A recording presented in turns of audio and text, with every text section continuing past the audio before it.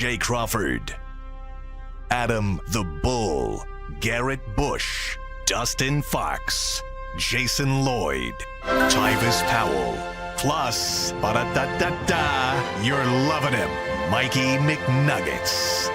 And so many big names, it would take me hours to say all of their names. The ultimate Cleveland sports show starts now. Booyah! Welcome one and all to the ultimate Cleveland sports show. It's here, guys. Along with G. Bush and Tyvis Powell, I'm Adam the Bull. It's draft week. Woo! I'm just ready for it You guys to be. don't seem very excited. We've been talking about it since the last. I know. day. That's why it's exciting, because now the draft will actually be here in a few days. What will we talk about after this? That's a good question. Before we discuss that, let's find out who our title sponsor is today with Anthony, Steve, and Mike behind the glass. Mike, what do you got? What's up, guys? Today's show is brought to you by Epicor. From small businesses with big dreams to growing enterprises with global visions, Epicor will equip you with the right tools to move forward. Discover your success at www.easierwithepicor.com.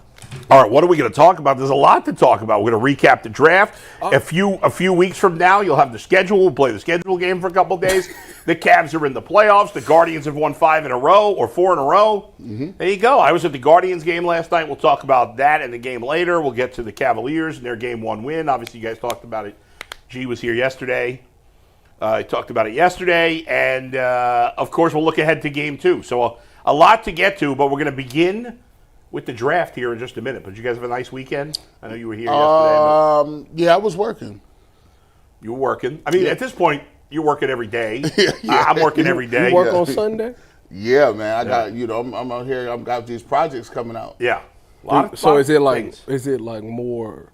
more media stuff, or are you doing like, you still got the bathing suits and perfume? Yeah, man. I got this show. I got a show with my brothers I've been working on. Oh yeah, yeah, man. What is it about? It's off kilter, man. It's off kilter. When can we expect to see this? I'll probably, y'all will have an opportunity to check it out probably Started in June. Okay. I got a whole 6 months. We've been shooting a long time. G-Bus got a tight schedule. Will you have on this show? Will you show your studio sessions? Oh yeah, all of them. Yeah, all of them. Yeah, all of them. Y'all catch that out, man. Check that out, man. That's right. You know what I'm saying? I'm doing 4 shows on Thursday myself. That's wild. What you got? I got bullpen. 9 to 9:30 bullpen with Dustin. Mm-hmm. Then here, Guardian- UCSS 11 to 1. You got a Guardians? No, then we're doing the second UCSS at night from 8 to 10. Yeah. And then I'm going back in the bullpen live after the first round at like midnight or whatever the hell the first round is. You know, I'm trying to go. Yeah, I'm gonna do that. We doing a lot of. Man. You gonna be here on Thursday? Yeah. Look. See, they only had. Listen, I'm gonna be right up the road. I'm glad y'all getting that work in, man. I like that, man. You only got 2 jobs that day? No, I got 5. By the way, Bill, you mentioned the extra streams. Let's just go over real quick the extra streams UCSS will be giving you guys. Yeah. If you're not watching the bullpen, which you should do it just after you watch the UCSS streams, which on Thursday night will be live about 2 hours, just before 8 to about 9:30, 9:45-ish. Yeah. Bull, G, Dustin, Jason, myself, and Earl, Steve will all be here for some live reaction to the Browns' first-round pick. Is this the first time we've ever been here at night? Yes. I believe so. Right? In studio, sure. You know, obviously we've been. Not in studio. We've done night shows. We've done night shows remotely, but not obviously. in studio. Now security, don't get. Now, on We Friday- did that one night show also from the Cavs arena. Yeah, that's what Steve was But thinking. never of, been that in was- studio. Don't That's get correct, don't get never in freaked studio. out. Then on Friday night, we have 2 extra streams. We have a normal 11 to 1 p.m. UCSS show. Yeah. After the Browns' second pick. So let's assume for the sake of this, they're at 33. G's going to hop on from StreamYard remote and do an instant reaction to whoever they take with their second pick. Okay. And then after the second and third rounds conclude, myself, Earl, and G are going to hop on and recap all of the Browns' got day you 2 covered. picks. On Saturday, we got a Cavs post-game live stream. That'll be about 3:30. The game's at 1 o'clock. And then Cecil Shorts, former NFL player, co-host of the Ultimate 216 show, and G. Bush are going to hop on to recap all the Browns' day 3 selections. So you guys have live show during the day on Thursday, live show at night on Thursday. You have a live show 11 to 1 on Friday, then 2 live streams Friday night, unless the Browns trade back into the first round. Then G will be live again Thursday on a second stream. Then on Friday, you have the full day 2 recap, and then Saturday, Cavs post-game stream, day 3 recap stream. So a ton of A lot of UCSS stuff. content. We'll have it. We should print up put out a tweet with like a graphic of all the live stuff. You And should. it's going to make it as we speak. Yeah. By the way, the Browns will not trade up into the back of the first round. Mark it down. Have you gotten some intel? I have gotten high-level intel from nowhere. This is just my opinion. Okay. I'm convinced they're not trading up. You know, I was thinking about this. I was listening to a little bit of the show yesterday, and y'all got to the part where I was talking about Jalen Milroe. And I was on Twitter, and I was watching all the tweets talk about how people are not sure where Shedeur is going to land. Let me ask you, if Shedeur does make it to 33 and you got your choice of Milroe or Shedeur, who would you take? Shedeur. I'm taking Shedeur. Okay, I just wanted to see where y'all So because yesterday it was like, It was a Milroe got the talent that's better than anybody other's talent. So I just wanted to check y'all The assumption temperature. is that standards will be gone. Right. I just wanted to check y'all temperature. yeah. on that. I just wanted to see because you know if Sanders is still, look, I'm just going to keep it real. If he lasts past Pittsburgh. I'm trading up to get him. I'm sorry. The reason and we'll get to your topic sorry. there in just a second, Mike. The reason I'm just convinced that nobody's I just can't to get up high, like ahead of Pittsburgh, for example. You'd have to give up a first round pick next year. And if you wanted to move ahead of Pittsburgh. Yeah. And Yeah. so I don't see anybody doing that. Nope. Because if you like any of those quarterbacks enough that you feel like you have to trade to get in front of Pittsburgh, then you just draft them earlier. That's just how I see it. And ultimately, this idea, and we've been spreading this propaganda too. Jason's been a big member of the propaganda team on this. This idea that teams are dying to trade up to get that 5th-year option. When does that happen outside of Lamar Jackson? What teams have traded up to get back in the first round to get a quarterback besides Lamar Jackson in recent years? I can't think of any other examples. Yeah, The Browns did it for Brady Quinn. That was 100 years ago. the Browns. That had nothing to do with a 50-year Actually, option. the Browns have done it quite a few times. They did it with They got Johnny Manziel. Manziel. Yeah, they did it. did they do it with the quarterback from Wheaton. Oklahoma State? Wheaton. Maybe, yeah. But first of all, none of those had anything to do with a 50-year option. I don't even know what the 50-year option was. I don't remember. I don't know if it was or not either. But I'm and just those saying were all a while ago. the Browns have history of doing right, it. but like though. in the last 10 years or so, I think Lamar Jackson's the I'm going through. Did the Broncos trade up for Paxton Lynch? I mean, that was more than 10 years ago, though, wasn't It it? was 2016 draft. And then the Browns traded for Paxton Lynch. no, they didn't. Yes, they did. No, they The traded Brown- for Brock No. Osweiler. Brian, You might watch same person. Yeah, but they got a draft pick for taking him. Of course, because they was eating the cap. There's the Yeah, cap. They was taking the cap hit. That's crazy. That's where we were. We were such a bad team that we could say, you know what, we'll take the cap hit, but give us the draft. Bull, real quick. Yeah. On trading up, TBD. Yeah. But the 33rd pick has been traded in each of the last 4 drafts. Right, but not up for a quarterback. No, I'm just saying the It's 33rd usually traded. pick. The 33rd pick is often traded down. Yes. The person in 33 because at the start of day 2, there's always a bunch of guys that people like, and so teams in the 30s will want to try to get up and get their first guy, and you have that whole, 24 hours or whatever, 20 hours to try to get something done instead of just 15 minutes. I also think this is propaganda, and I think this is the most dangerous propaganda. I think the most overrated thing, and I think I might go on a whole campaign and crusade against it. If you say the quarterback class next year is going to be good, you're crazy. Because it's almost like saying, hey, when I go to another school or the 11th grade girls are hotter than the 10th grade girls. Right. Well, how do you figure you're in play for any of those girls? Right. That's like you don't. Like they're acting like that's a good thing for everybody. No, there's 4 teams that want quarterbacks. Are you in one of those chairs to get one? No, you're not. So are you going to lose all your games? And if you do lose all your games, you're not going to be there anyway. Or you say, hey, I got 2 picks. I'll trade a first round pick this year.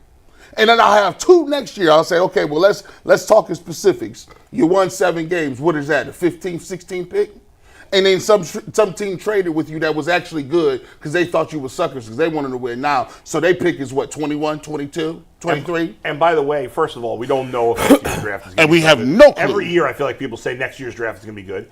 And let's say there end up being 2 quarterbacks next year. Because that's probably the average, I think. The 2 that are slam dunks. 2 that people think are great. Arch Manning and Garrett Nussmeier. Okay, so the Browns would have to have probably a top 2 pick because the teams that are picking at 1 and 2, they're not trading down if they need a quarterback also, and probably they will need a quarterback. So you want to tell me you're going to trade the 2 picks you got and the first round pick that you want to have to pick in the next year and the number 2 round pick, right? It's going to take you 3 1s and a 2. And if they're great generational players, you're still not sniffing them. So you're going to end up with the 4th or 5th quarterback in this great draft that you thought was going to be good. And then you're going to talk yourself into it and be like, well, he would have been better than those guys. No. Stop. Well, at what point does the coaching come in? Like never. No, because it's like draft the talent and develop it. Yeah, develop it. Why can't? Why can't? No, finish products. Complicated. No, we no, done tomorrow. That's sad. One other thing, speaking of trading draft picks, before we break down what's going to be a successful draft for Andrew Berry. There's reports this morning. There's so many reports out. Who knows what's going on? Peter Schrager. Peter Schrager, thank you, Mike, who's now with ESPN. How about that? I knew exactly what report you were going to reference. That was wild. That's good. He said that the Browns and the Giants are both getting a lot of calls about the 2nd and 3rd pick in the draft. I'll tell you this.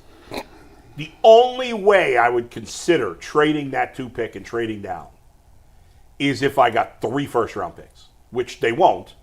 So, in other words, I'm not doing it. For 3 first-round picks, I'd have to say yes if I got 3. I'm not doing it for 2 because when you get 2, it's really not 2. You're trading down this year, and then you're getting 1 next year, which is great. Right. But if I have a chance to get a player like Travis Hunter, I'm not passing on that unless I get absolutely overwhelmed. I don't think that's going to happen. So if I see the Browns trade down to 10 for just next year's first-round pick, That's gonna be a huge. I wouldn't do that for Cam Ward. I wouldn't do it for Abdul Carter. No. If they couldn't have Travis Hunter, I'd tell them don't trade him for Abdul. Don't trade down if you got Abdul Carter. Why would I do that? I'm not. Again, I have to be so overwhelmed to trade down, but I don't want them to do it. Stay there, take Travis Hunter, let's go. The consensus in this draft, and this does not mean this is going to be correct, and it doesn't mean it's going to how it's pan out long term, but the consensus in this draft is there are 2 blue chip guys, legitimate blue chip prospects that in any given year would be blue chip guys. That's Hunter and Abdul Carter. Right. And then after that, it's a pick, and Ashton Genty's on the fringe. And then it's a pick your poison of what you preference and what you like over other years. And I heard Daniel Jeremiah, which is going to get us into our first topic, say he has similar grades on his prospects 8 through 45. They're separated by 2 points between 8 through 45. It's just what position do you need and what do you personally like better in an edge rusher as opposed to something else. So if you're getting out of that top 2 spot, to your point, Bull, you better be getting a boatload of assets in the future. Right. Because there may not be a huge difference between number 10, which you mentioned, and a second-round pick. Right. But that's going to lead us into our first topic, which is brought to us by FanDuel. Guys, the NBA playoffs are here, and FanDuel is giving new customers an incredible way to get in on the action right now when you join FanDuel and place your first $5 bet. You'll get $250 in bonus bets if that first bet wins. Don't miss out. Head over to FanDuel.com/UCSS and claim your $250 in bonus bets today. Make sure you also send us in those winning tickets when you get it. I mentioned Daniel Jeremiah a second ago. He did a podcast with Todd McShay last week, and I thought it was a really fascinating conversation. They ended up getting into viewer-submitted questions, and one of the questions was, in general, what quantifies as a successful draft for an NFL team? And because each team has a different amount of picks, they went off the generic, imagine a team had 7 picks, 1 in each round. That didn't matter where they were picking. The Browns don't have 7 picks this season. They have 10, and I put these on a graphic for you guys just to see. They have the number 2 pick, that's in round 1. Number 33, that's in round 2. They have 2 third-round picks, 67 and 94. They have a 4th-round pick at number 104. They have multiple 6th-round picks. They have 4, in fact, 179, 192, 200, and 216. And then they have 255. It's not the Mr. Irrelevant pick, but it is one of the last few picks in the NFL draft. So they have 10 picks. So before I ask this question, just keep in mind the Browns are operating off 10 picks, 5 in the first 105, as opposed to what McShay and Jeremiah said would constitute as a successful draft. Their definition of a successful draft, based on 7 picks, 1 per round, was if you could land 3 starters. And anything above 3, 4, 5, 6, 7 is an exceptional draft. Bull, G, Tyvis, with the Browns having 10 picks in this draft and 5 in the first 105 picks. How many picks do you believe Andrew Berry has to hit on? And we obviously won't know the answer for a couple of years, but how many starters do you think he has to get out of this draft class for it to be considered a successful haul? Well, guys, first of all, I mean, to answer that question is nearly impossible because it's so nuanced. You'd really have to break it down team by team. But like to just say 3 starters, the Browns are picking at 2. Yeah. That guy better be more than just a starter. And what's success? Jed Wills was a starter. No, we need a. He wasn't very good, but he's a starter. The person that they pick at 2 has to be Pro Bowl, and then hit at one point in his career be an All-Pro type of guy. Yeah, absolutely. If you draft a guy 2, I'm expecting him to be a Hall of Famer, or at least borderline. Somewhere. That may be unfair, maybe in the draft. You have a pick that. I mean, you get your first pick at anybody. You could just say, "Listen, I want this guy." Like, there's no barriers. There's no maneuvering. Like the guy, you got an opportunity to get medical on him. All that. I think when you talk about like what this really means, what is success? They got to do 3 things. They got to come out of here with Travis Hunter, and he better be an All-Pro, dang near Hall of Famer. There it is. That's what you expect. Yeah. You got to come out here with a quarterback. If you get a quarterback and he's your long-term answer at quarterback, that is a wild success. That's wildly success. And if you can come in here and get me a running back that you're going to say is a bell cow running back that's going to take over for Nick Chubb, pass the torch, so to speak, and get a guy that's going to come in and be a starting running back that you can say, oh, this guy's good. Okay, I'll take it. And then the cherry on top of the sundae is somebody in rounds 4 through 6 who come to your team and display somebody immediately and be like, where did they get this dude from? He's automatic starter. And you can't do percentages of the picks because 5 of their picks are in the 6th round or later. Right. Yeah. Right?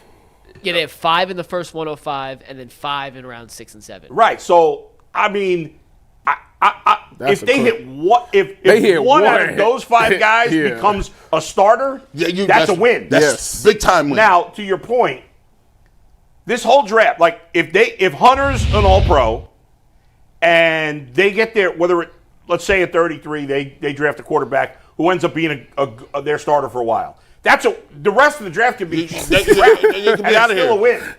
Done. Throw it away. If you hit on the quarterback, then every other pick, the other 8 guys could be out of the league in 2 years and still be an A.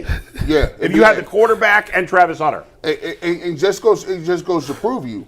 The Baltimore Ravens are where the Baltimore Ravens are because at pick 32, they got Lamar Jackson. That's and right. It didn't matter what other picks, what defensive guys they had. People kept trying to say, well, they're not good as up front. It don't matter. They got Lamar Jackson and he does what he wants to. Like the quarterbacks do what they want to. That's just what it is. You got to get one of them. And they are there because they got it. If the Browns get it, all the rest of them can get cut. Don't even come to rookie camp. Just get cut. Whoa. First of all, it's a 17-game season. You need depth. So injuries is part of the Waiver game. game. Man, how often has that worked for Never. us? All right. Never. So I agree. I agree with a lot of everything that y'all said, pretty much all of it. You hit the quarterback, obviously. That's the biggest thing. That's something that we've been trying to get since 99. So you hit that, it's the whole thing is a success. But I would say out of the 10, give me 3 in the first, second, and third. Give me that. Let those guys be starters. And then if you do hit one guy in the 6th round, that's a But slam. they got to be That's more a than slam starters. dunk. That's They got a to slam be dunk. like Travis Hunter's got to be a superstar. Oh yeah. 100%. I'm fully saying that Travis Hunter should be rookie of the year. Yeah, I mean, if he gonna play both sides of the ball, he better. That's supposed to be the game plan. Okay, so let me ask you: what if he wins Rookie of the Year? Is it offensive or defensive? Offensive. Oh yeah, we need a more offensive rookie of the year. What if he wins both? That means he's the GOAT. If he wins Wins both. I tell you what, it's been a yes. lot of success at the number 2 pick the last couple drafts. Now, I know they was quarterbacks, Man, but they should be the number 2 pick been hot. Stroud and Daniels. If you've been playing video games, they should be spamming him on rocket tunnel screens. He's going to get over 100 catches from me. He's going to get 100. Like, he's going to get his spam. And I'm going to make sure that I got him in a position to make plays. I don't want him playing no cover, nothing. I want him to be back there freelancing. Just get me some picks and highlights and turnovers. I want to see all the 12 jerseys. He should have the number 1 selling jersey. Y'all go run them numbers up out there, too. And his rating on Madden need to be up too. I'm just letting you know that right now. It's crazy. I didn't realize until Earl tweeted it out that both the Cavs and the Browns are both number 12 will be Hunters. That's kind of crazy. Like I was like, dang, that's true. So McNuggets, I'm gonna put it when Travis Hunter comes to town, because y'all got to get it ready and y'all got to. What if they go with Abdul Carter? They're not gonna do that. No, the pick's in. Pick's already in. All right. Pick's Hey, in. the pick ain't in until the pick Hopefully- in. They say that man get up there. Roger Goodell say with the second pick in the 2025 draft, It's the in. Cleveland Browns select Abdul I'm Carter. throwing things at the TV. Hey, No!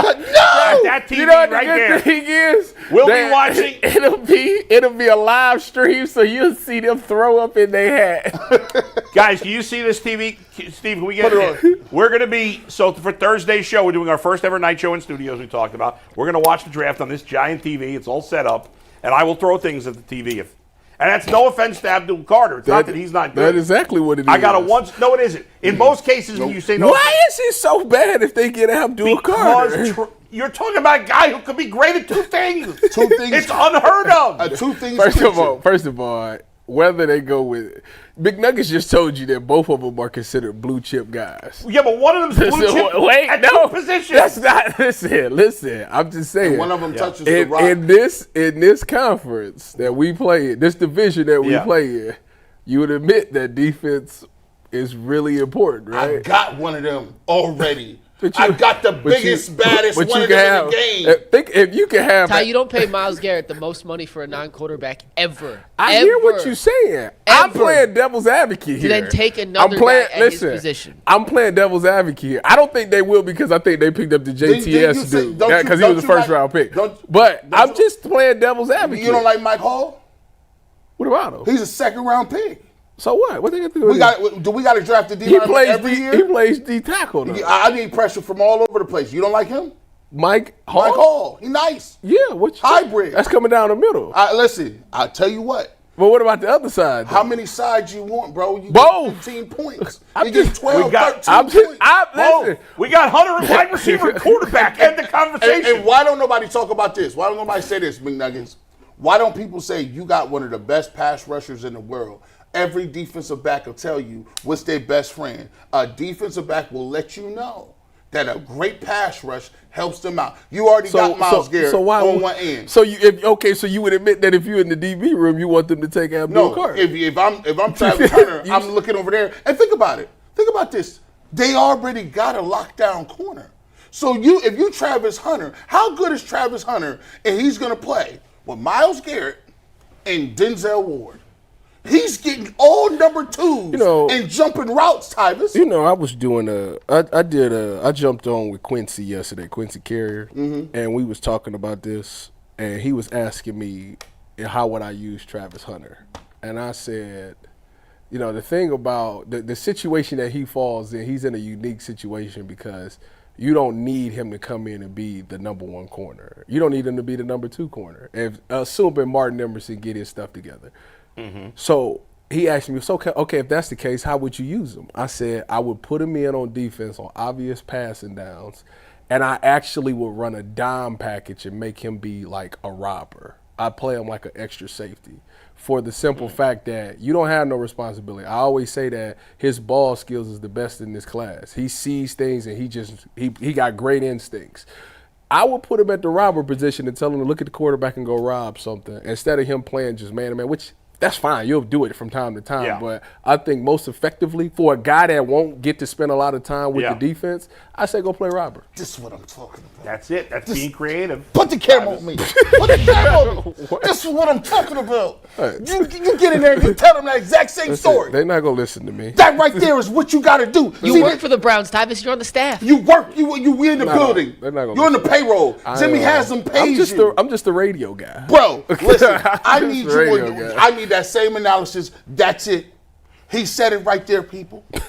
This is how when people tell you, I don't know how they're going to get him on the field. If he gets hurt, he's going to be hurt at two positions, G. So let's not take him and get a fullback. That's absurd. The dumbest thing when people say. That's absurd. Shut your mouth. Let's go, Tyvis. That's what you do. You put him at robber.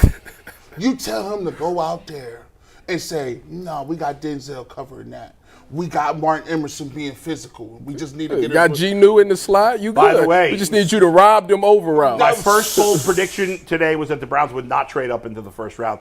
My second prediction today is Greg Newsom's getting traded this weekend. My dad said the same thing. I don't think so. Under the radar yesterday, Mike didn't even mention it in the rundown. The Browns signed a cornerback yesterday. Did you see that? Yeah, a 6-year guy with almost no stats. He's a slot corner. No gloves, we call him. Slot corner. He's a special teams guy. DBs, they got remember I said it. Greg Newsom. If he gets traded, it's not because they signed this guy. That is an indication the guy was brought in to be a backup slot corner. There is no such thing as a backup slot. Well, we're making that. It is no such thing. Travis Hunter is at the Cam Mitchell is gonna go to nickel if G New gets traded. That's right, and then this guy be the backup. Cam Mitchell. Travis Hunter might probably be the backup. Well, whatever. He'll be there for fifth corner. This is why I love it so much. And by the way, McNuggets, as we continue the Travis Hunter parade.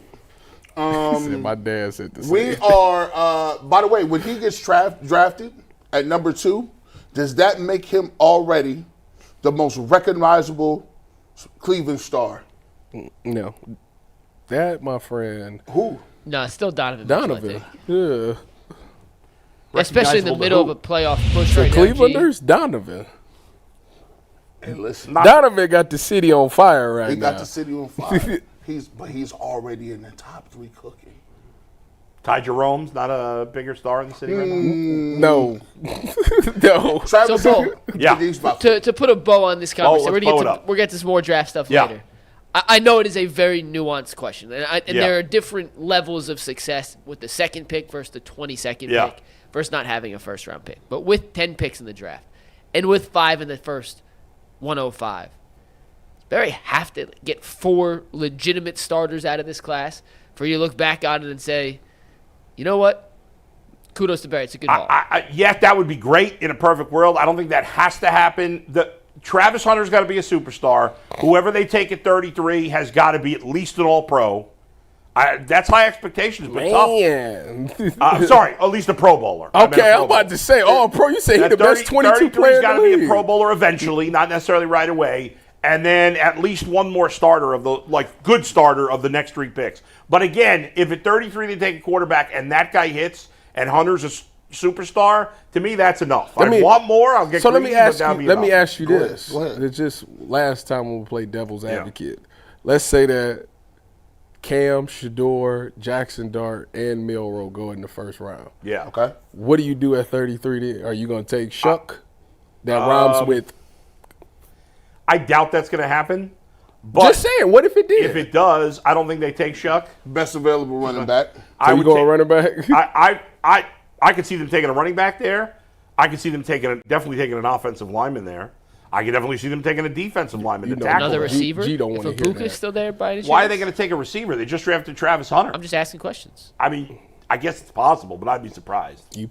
Mecca's going to be a really good Hey, player. listen, by the way, man, I changed my mind. I want Arroyo now. I've been watching his game. That dude is a monster. You want who? Arroyo, the tight end from Miami. I like him. Hey, he like a 4th round Everybody's pick. upset. Hey, Bo, actually, hold on. I want to push back on something you just said. Go ahead. So you asked why another receiver? Yeah. The Browns need talented, good football players. I understand that best Of course, you position take the best player Yeah, available. and if they have Ibuka, I'm just using his name. I can't. I just don't think he's going to be there at 33 anyway. Fair. If they think the best player at 33 is a receiver, I would. I would take it. Yes. I would- Yes. yeah, I they just don't think that's going to be the case. Okay, fair. They But should I'm take not- that Trey Jones kid from Ole Miss in like the 3rd or 4th round. Trey Harris. Harris, excuse me, yes. Now, this is the question you should have asked me, Nuggets. If Travis Hunter is just all-time good and they miss on everything else, can that save his job? No, because in my opinion, because I think that's a no-brainer pick. Well, here's the thing. No, the reason I said it I'm is, not sure it takes a I've never Harvard seen- grad, an Ivy League guy, to look at Travis Hunter and say, "Oh, he might be a good NFL." Well, no, but it happens sometimes when, like, if somebody is so exciting, you can have a trash year. I'm trying to think of like somebody who did it, like Who had a trash year? okay, like when a high prospect that didn't pan out? like when Josh Gordon He was, was getting 1,600 like that one year. Nobody cared that the Browns were trash. They were just like, all right, let me just tune in to see how many yards Josh Gordon's going to get. I wouldn't say nobody cared, but it wasn't. It wasn't like You still had the excitement of that. If you said like It this, was a distraction. If Travis Hunter wins offensive rookie of the year and defensive rookie of the year, can you That's not? That's ridiculous. By the way. That's And I'm not saying this is. I'm not gonna hype it up. Wait, because that's tough. But if he is that, and Andrew Berry is like, listen, he's that, but we won, I don't know, 5-6 games because we played Flacco the whole year and we said we weren't going to play no other quarterbacks to pick it. Does that enough on the fringes say I should get my job, keep my job? For Barry or for Stefanski? I'm talking Barry. Wait. So let me get this right. So the only pick that hits that we see something out of is Travis Hunter. No, he No, hits, if that's the case, Barry's gone. like he hits, right? But he hits like it's a big hit. Okay. Yeah. But the rest of them, Right, you might get a back here. He's rotating. if that that's happens, he getting fired. if that happens, Barry's gone. Stefanski stays. He in that getting case. fired. Okay. So he got to. So you got to. You So can't what have. you're telling me? You can't have 5 picks in the top 105 and if only you hit give me one. Travis Hunter and one more starter, You'll stay. Listen, So you gonna take that deal? He'll stay. It depends. Travis Hunter guy- and one more starter. He'll in stay. a perfect world, both guys keep their job because that means they drafted well, they developed well, and they played well. So, as frustrated as we've all been with the GM and the coach, we want them to have success because continuity is better. Mm-hmm. Now, if you just have continuity and it sucks, that's bad. But in a perfect world, these guys kind of get it together this year, and then you can move forward with both of them, and hopefully they continue to get better as time goes by. It's a great point, Bull. We're going to move on, talk a little Guardians now and Bull. We got a new sponsor of the show, and you're here to tell us about it. Yeah, it's Menu RX. So this is a great program. If you're tired of fad diets, so my guy Dr. Jake is the big macher, if you will, at Menu RX, and I've known Jake for a while. He's originally from Cleveland, and he moved down to Louisiana a number of years ago, and he got involved in this program. He's a scientist. He's a nutritionist. He and the people he works with, they study this stuff. It's not a fly-by-night operation. It's not a money-making operation. It's real science used to help you with your diet. Jake's worked with me. Obviously, I got a long way to go. But Jake's been a great support to me, great sounding board, and he always has great advice. And so if you're sick of the fad diets, if you're having trouble losing weight, if you wish you had someone to guide you, this is key. You need, like anything else, food can be an addiction. You need help. Go to Menu RX today, menurx.com. So whether you're changing peak performance, building your dream body, or seeking optimal longevity, Menu RX will help you match your goals. Go to menu-rx.com to get your consolation today. Tell them Adam the Bull sent you. There you go. Love Menu RX. I love my guy, Dr. Jake. He's a big Browns fan. He watches the show all the time. And big Guardians fan, big Cavs fan. And we appreciate them as a new sponsor of the show. Happy to have Menu So there you RX go. on board. Speaking of the Guardians, Bull, you were at the game yesterday. Gavin Williams pitched very well against the Yankees. The game got close late, but Jose and Manzardo both went deep again, and the Guardians getting hot here, Bull. That's Winning right. 4 in a row. Well, first of all, thanks to the Guardians, as always, taking great care of me, and I had a great time at the game. Must be nice, man. Must be nice. Must be nice. Listen, I hear something Well, I like mean, Life just, you know. Jennings. I mean, that shout out to what the seats talk about. Did they hook you up I good? got the the seats sweet- right behind home plate like Jay Crawford. No, I'm just kidding. Jay was on the phone talking about, how dare you give my seats away? No, but we had really good seats. I went. My wife and my in-laws were in town, and took my son and his friend. And my son, you know how the girls are on top of the dugout, like throwing the T-shirts. My son caught one of the T-shirts. No, look at that. Very excited about I that. don't know where People I love thought. those T-shirts. I don't man. know where I thought you was going with that. I said The girls on top of the I thought he was dugout. like he was Gonna go up on the dugout with like the girls? he's the girls throwing the T-shirt. Yeah, and, yeah. and Baby Bull went right down there Yeah, and he kicked just- this game. You thought you thought it was Jerry Springer? They came to get their Jerry. So it was perfect night, great weather. It was. Absolutely beautiful out. It was. The wind was howling out there. Got some good food at the ballpark as always.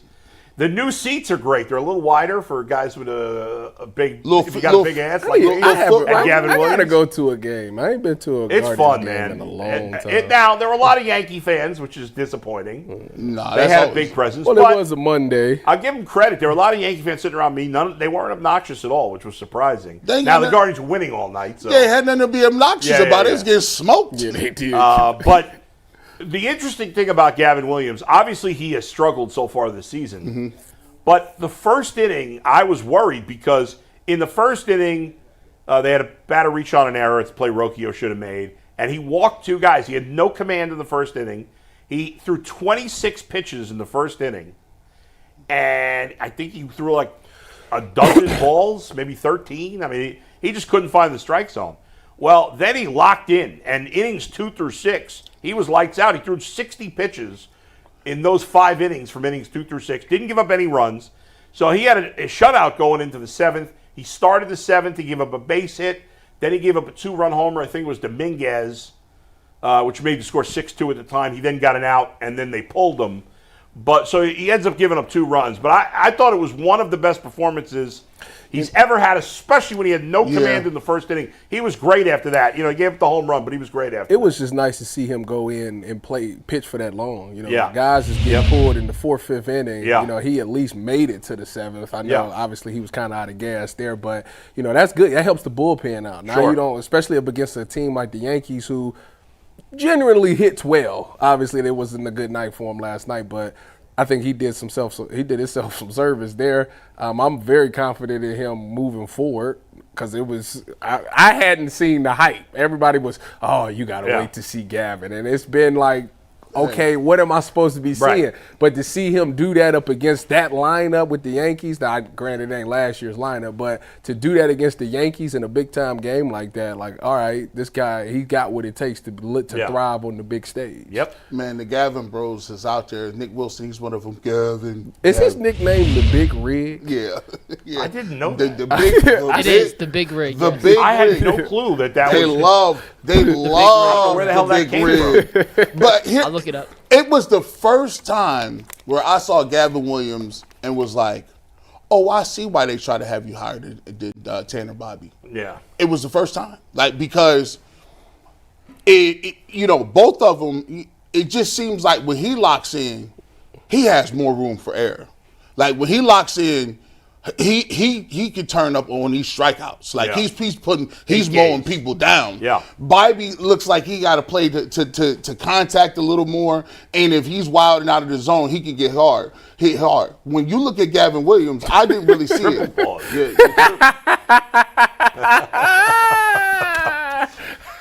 Wow. Whoa! Wait, what did I miss? I was looking at the Big Rig. I don't think we should say it. Wow! I'm gonna pass the rest. I'm gonna pass the rest of my time to Congressman Antonelli from New Jersey. Wow! That's true. Anthony does sound like a congressman. Yeah, in New Jersey, you're right. He's city council. Hold on, wait a minute. What's going on? Look, these guys. Your last name sounds like the name of a congressman from New Jersey. It does. Antonelli? Yeah, it Congressman does. Antonelli. Are you not aware there's a large Italian population in New Jersey? Yeah, that was a great. I tried to set you up there, but Yeah. But listen, Gavin Williams, bro. Listen, if they get him back on track, they now have, which in my mind, I need a 1-2 punch. I feel like, okay, your bullpen isn't playing what you and doing what you need to do. Clase, I don't even know what to say about him, but you need a 1-2 punch in that front of that rotation. Yeah. I need you to give me an opportunity against the Yankees. That's how you line these series up. If you can get Bobby and you get Gavin Williams and they give you some go deep into these games, you give yourself a chance. Yeah, the Bobby will pitch tonight, and he has struggled his last 2 starts as well. Yes. So hopefully he can bounce back. He better figure it out after what Gavin just did. Yeah. He better come out and answer the call. And a couple of things before we get to the hitting for the bullpen. So Sewald came in to replace Williams. He got the last 2 outs to get out of that inning, got the first 2 outs of the 8th inning, and then he got in trouble. He gave up a single and then gave up a 2-run homer to Chisholm, which made it 6-4. And then they brought in Cantillo, who walked his first batter. Tying run comes to the plate, but he got a strikeout to end it. I got to say, I really like what I've seen from Joey Cantillo. Since the late last season, since September of last year, we've talked about how Clase has really struggled. I'll give you thoughts on Clase. I know you guys talked about it yesterday, but I love what I've seen from Cantillo since the end of last season. I love what he's doing. Was he a pen. rookie last year? Yeah. Yeah, And he made, because I remember it was around May or June where he made his first. It might have been around July 4th. Right. He made his debut, and I was like, oh, they gonna kill him. And it wasn't terrible. I think he actually did decent. Right. And he struggled at times when he first came up, but he overall pitched well, and he's been really good since September of last year. And then you knew that Clase wouldn't pitch yesterday because he'd pitched 3 days in a row, and he'd thrown 30-something pitches against the Pirates on Sunday. Yeah, what'd you think of Cade Smith, though? 11 pitches, 9 strikes, 2 strikeouts. I was curious as to whether they were going to go with Cade Smith or Hunter Gaddis in the 9th. I assumed Smith, but I guess Gaddis has been great, too, this year. What's interesting is, you knew that Judge was due up 4th in the top of the 9th. Mm-hmm. So we start the 9th, I said to my wife, I was like, he's got to have a 1-2-3 inning here. I don't want to see Judge as the time run at the plate. And then with one out, was it Cabrera that got the single? Yeah, Cabrera gets a single, solid hit, And so then he gets the second out of Wells, doesn't get the double play, and you got to face Judge. Now, I could be wrong. I meant to do it this morning and I forgot. I don't know what his velocity was for that at-bat with Judge. I'll look it up. I don't know if he was throwing any harder, but I actually had, obviously I had great seats. And maybe I just got caught up in the moment. It felt like he was throwing harder against Judge than the other batters he faced. I might be totally wrong. It just, maybe, like everybody was standing up. You can't mess around. That's why. 2 outs. Aaron Judge, the time run, he hit a booming double earlier in the game. You can't mess around against Williams, and he struck him out on a chest-high fastball. It was a nasty pitch to end that game, and the crowd was, the Guardians fans that were there were pumped at the end of the game. There were a lot of disappointed Yankee fans, thankfully, walking out. But that was an exciting moment in the game. I mean, everybody in the ballpark was on their feet. That's those are one of those great moments. You see the great relief pitcher against a great hitter. Yeah. And that was an exciting moment at the end of the game. So is he throwing any harder, or am I just imagining that? I mean, like slightly, but nothing significant. Yeah, well, I didn't think, but it was a little harder. Like half a mile an hour, yeah. All right. I mean, that's not, it just felt like he was remembering. He was what sitting there. Judge He did was to watching them. that pitch. Phew. It looked like he was, as ball players say sometimes, humping it up there a little higher. You think Anyway. that was any harder? No. The Big Rig nickname, by the way, Yeah. according to 2 different articles, is just because he's tall.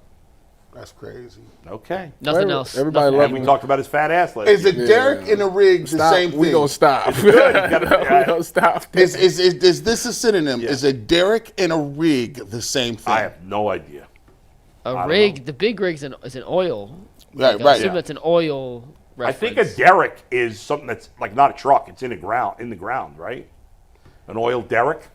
My Google searches right now are from Cade Smith Pitchcast to Gavin Yeah. Williams Big Rig Is- to now what is an oil derrick? A derrick is a type of hoisting apparatus similar Yeah. to a crane that is characterized by a mast or tower-like structure with a Yeah, boom, that's what it was. or sometimes without use for lifting and moving heavy objects. the So is ol- that the thing? Is that the same thing? Or is No, because the rig is the truck, right? Yeah. No. Oh, well. The only reason I know what a derrick is, I think, is because I watched that show Landman. The on, rig is Paramount. like the giant thing that's used to actually drill the wells and Oh, I didn't know extract the that. gas. Okay. And then the derrick is a support to the rig. So, they're in the same family, Same thing. right. Okay. but they're not brothers. All right. I mean, could the 4 of us know any less about this stuff? No, I mean, that was bad. there's somewhere there's like a dozen guys in Texas watching this. Like, I know what look at these Yankees. I know what a roughneck is, though. You do? Yeah. Okay. They work on the rigs and derricks and There you stuff. go. They take the things out. Bull, last Yeah. thought on the Yankees before we pivot to some Cavs here, but Manzardo and Jose Yeah, both yeah. went deep last night. Well, and they talked about their back to home back. run chase between the 2 of them. That's right. And how it's leading to some Home run fun chase. competition Better in the stop. locker room. Jose with his 5th, right? Yes, Jose and with his Manzardo 5th. with his 7th. I thought he hit one in the first. He just missed it. Must have gotten off the end of the bat. And the wind was howling by those middle innings. But Jose crushed that ball to right field. And then, the exciting thing about Manzardo is we've heard about all these hitting prospects, and most of them have disappointed in recent years. What's funny is you think about the best players on the Guardians. Jose Ramirez came to the majors with no hype. 0. Stephen Kwan came to the majors with no hype. None of those guys, neither of those guys were top prospects. And then you have the opposite. You have, going back even a number of years, to like Lonnie Chisenhall, who was a bust, and Bradley Zimmer, who was a bust. And all these guys recently. Laporta. So far, well, yeah, going back to that. But like all these guys, Bo Naylor so far has been a bust. Arias has been okay this year. Haven't seen enough of Angel Martinez. He got 13 like more a to lot go. of these guys. But for the first time in a while, and again, it's early. We'll see how the season ends up. For once, one of the Guardians' top hitting prospects for now is paying off. 7 home runs. I mean, how many guys have more than that? Not many. 1 or 2. We looked it up. He was tied for 11th yesterday with 6 home runs. Yeah. Now 7 puts him tied for 5th. Okay, so it's 4 guys out of him. I got to tell you, made one of the worst trades I've ever made in fantasy baseball. The first week of this year, trading Kyle Manzardo. because I had 2 players that were only eligible for DH, and he was one of them, and I was like, I'm never going to be able to use him. And I traded him. I got too impatient. I would have been able to use him. Who'd you keep? Brent Rooker, who's fantastic. But Brent Rooker's not playing the outfield, so I could have played Manzardo at DH. Manzardo is actually one of the first prospects that they look like the Guardians are given an opportunity.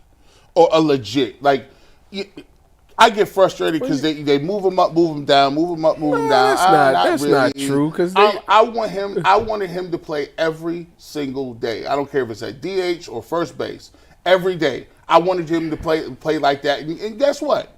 This year, you got Carlos Santana. He's great in the field, but they've been giving Manzardo an opportunity to get at-bats every game. And this is what happens when you give guys at-bats that's supposed to be getting at-bats. Well, he's going to, if he stays healthy, he's going to play 150-something games. I'll give him occasional days off, but he's going to play just about every day. I don't care lefty or righty, doesn't matter. He's playing every day, and right now, Angel Martinez is playing every day pretty much. I mean, now Rocchio did get, I don't know if you guys saw this, but in the 9th inning, was it the 9th? No, not the 9th. The 8th inning, he got hit by a pitch on his hand. He stayed in the game initially, and then they pulled him out for a pinch runner. So I don't know what his status is. I think if he's out for a little bit, I think we'll see Arias at short. Martinez will play second, and they'll go back to Lane Thomas at center. But Lane Thomas has been terrible. Yes. And so he's not playing. Last question, Bull. I think we also could see John Kenzie go back to the minors. He's lost at the play. Hey. The Guardians the Athletics just called up Nick Kurtz, who's their number 1 prospect, who was in the same draft class as Bazzana. Yeah. Does that give you any hope that maybe the Guardians will fast track Bazzana to the majors? No. Was he in AAA before they called him up? Yeah, he was in AAA, yeah.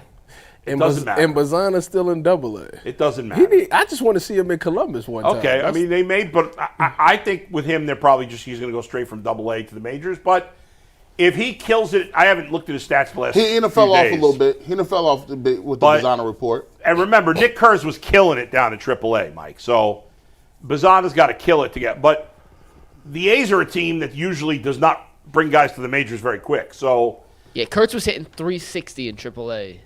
Yeah, well, what was his OPS?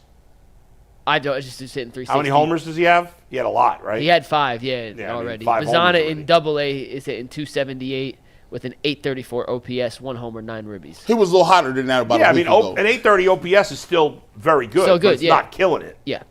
So we'll see what he does. But I do think if he's killing it in the minors, I think he'll be up in May. Awesome. Another few weeks. Well, we'll keep our eyes peeled for when Travis Bazzana gets that call. He's got to force his way to the majors. Let's talk a little Cavs now, guys, after a quick word from Epicor. Yeah. Everyone knows the value of hard work, of taking pride in what you build and practicing every detail to get the best results, but no one player, no matter how amazing, can do it all alone. Working together makes getting the win easier, and at Epicor, the All-Stars are the hardworking manufacturers and distributors who create and deliver the things we all need, from aerospace to electrical to medical devices. Epicor ERP solutions are created by industry experts to help make every day easier. Seeing your whole supply chain is easier. Managing logistics is easier. Responding to price changes is also easier. From small businesses with big dreams to growing enterprises with global visions, we'll equip you with the right tools to move forward, think ahead, and lead the way, because as the clock ticks down, you need to make the most out of every hardworking minute. Easier doesn't cut corners, easier finds the lane. Discover your success at easierwithepicor.com. That is easierwithepicor.com. Later tonight, before some of the playoff games, the NBA will announce its winner of the Sixth Man of the Year award. Ty Jerome is up in that category alongside Malik Beasley of Detroit and Peyton Pritchard of the Celtics. I don't know why I almost said the Sixers. So Jerome has a chance to become the Sixth Man of the Year award. He obviously had that explosive Game 1 performance with 28 points. And this got me thinking. It's impossible to find anybody in the city right now that'll say a single bad word about Ty Jerome. There's nothing to criticize about his game. He has been everything and then some. So I put on Twitter, and we got over 200 answers. And a lot were similar, but we did get a variety. Jerome was the most popular backup in Cleveland. Since who? Tyvis, what's your answer to this question? The most popular backup. Really, it should. I was gonna say Big Christmas, but you kind of rained on my parade a little bit earlier, so I can't use him no more. I'm trying to think Browns-wise. Like, I did send this last night for you guys to think ahead of time. It's Joe Flacco. Yep. That was not the most popular answer. Really? No. It was up there. He Maybe was one they of weren't the, thinking of him as a backup. I don't know. I mean, He got a lot of answers, but that was not Joe the most Flacco popular. had. Look at the reaction when the Browns signed Joe Flacco. He's a 40-year-old quarterback. Yeah. Fans went bananas. Yeah, like they got they said like 9-10 wins now. Yeah. To me, the names that came to mind were Deli. Flacco, Deli. in Delhi was the most basketball. popular response online. Yeah, but maybe people were thinking just Cavs. I put Yeah, all could've- three sports. Yeah, I think in basketball it's Deli, and then before that I would say like Varejao. He was But another a- very popular But he option. was a starter. Yeah, he He was kind of started. He was sometimes, yeah. he was swinging back For and forth. football, I would definitely say Flacco. Before Flacco, I mean, did Hot Rod Williams really start? He was another guy that got Yeah. a couple of responses, G. for baseball, it had to be Raji Davis on there. I don't think anyone put a baseball player. I guess because he just had that one moment, but it Yeah. wasn't like. He was In baseball, Elvira Espinoza. yeah. In baseball, you don't really like. It's not a backup. You're rooting. It's different. David Fry. Yeah. It's hard to be a dope It's hard- backup in yeah, baseball. it's really. You got to be It's really pretty much basketball and then the backup quarterback. It really- That's about it.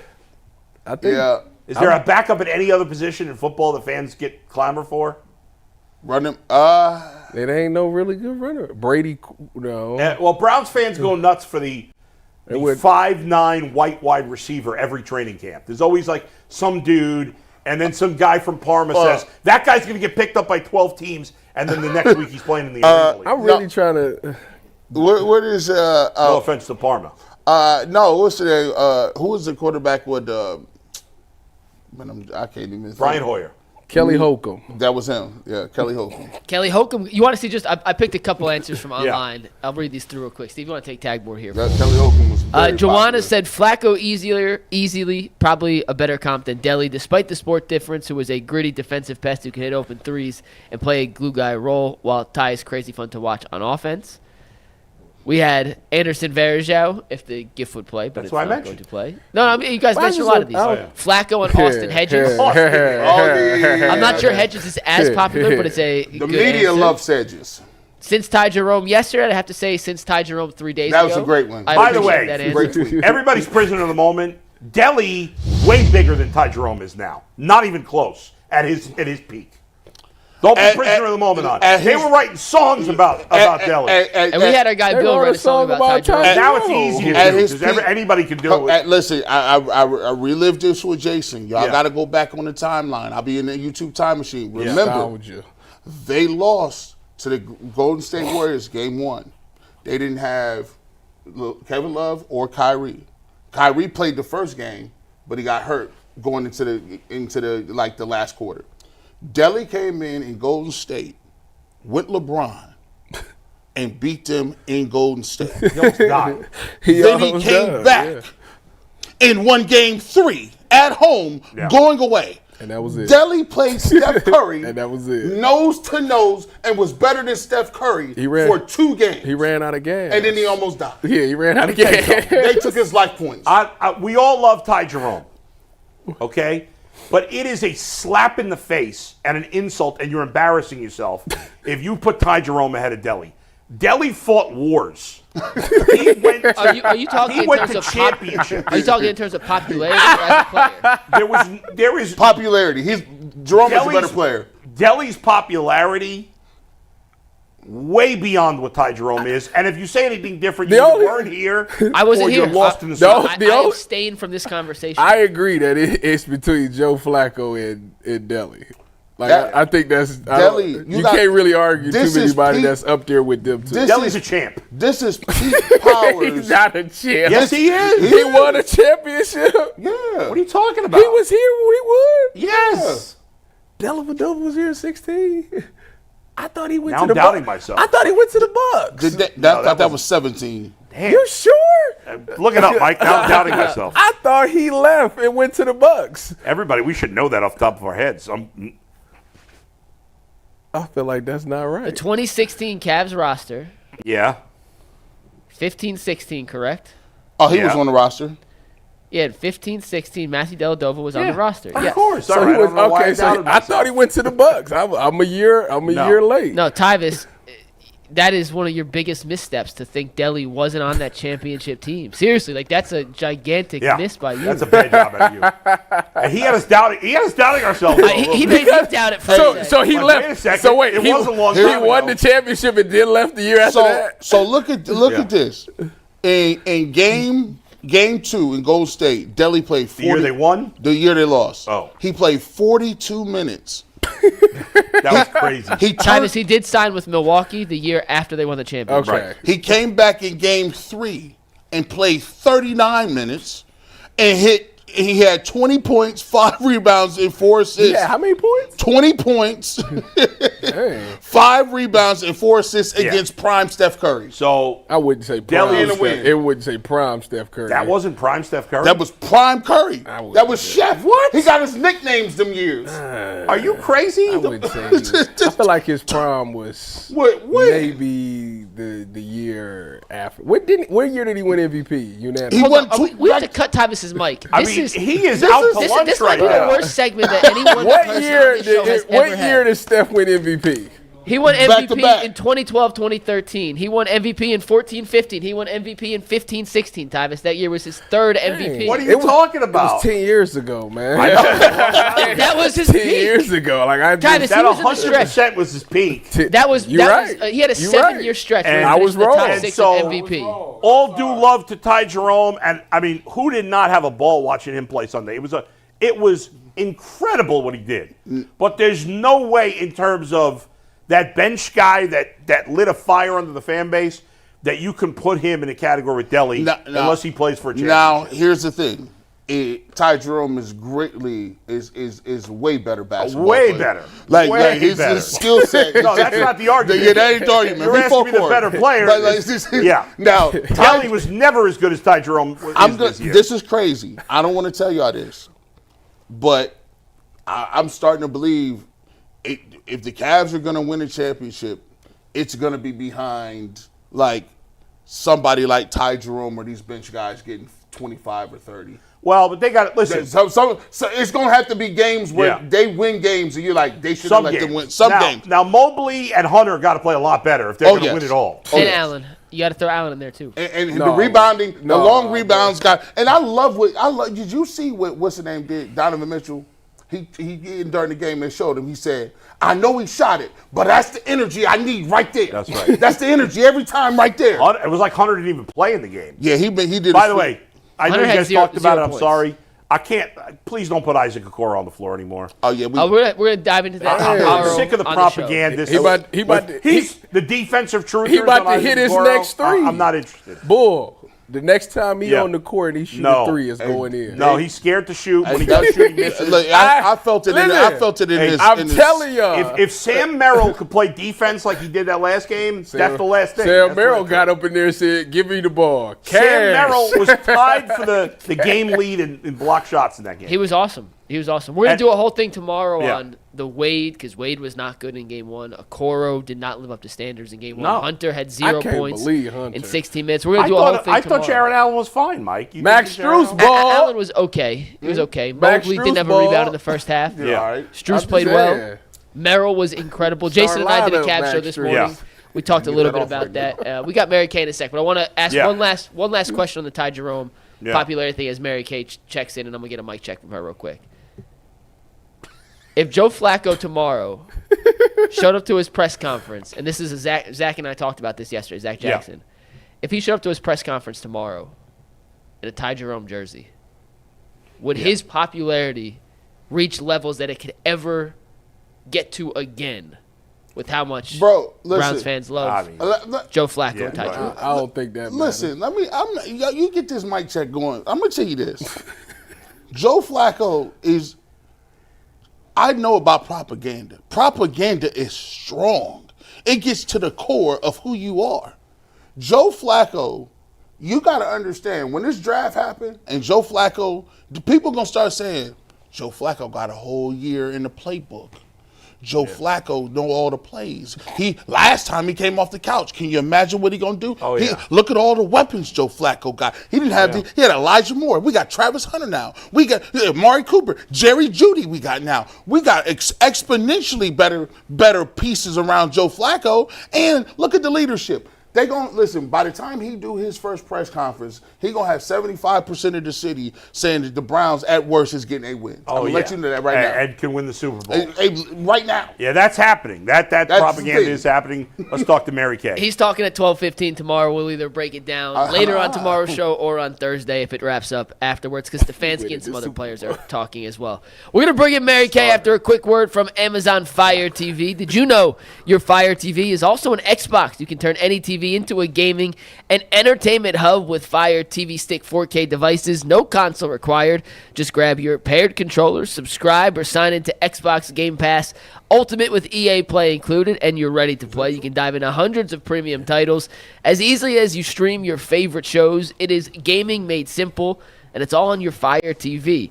Head to Amazon.com/Fire TV. Locked on to get started. Xbox Game Pass Ultimate subscription and compatible controller required. Available on select devices, including the Fire TV Stick 4K, Fire TV Stick 4K Max, and Fire TV Cube 3rd Gen.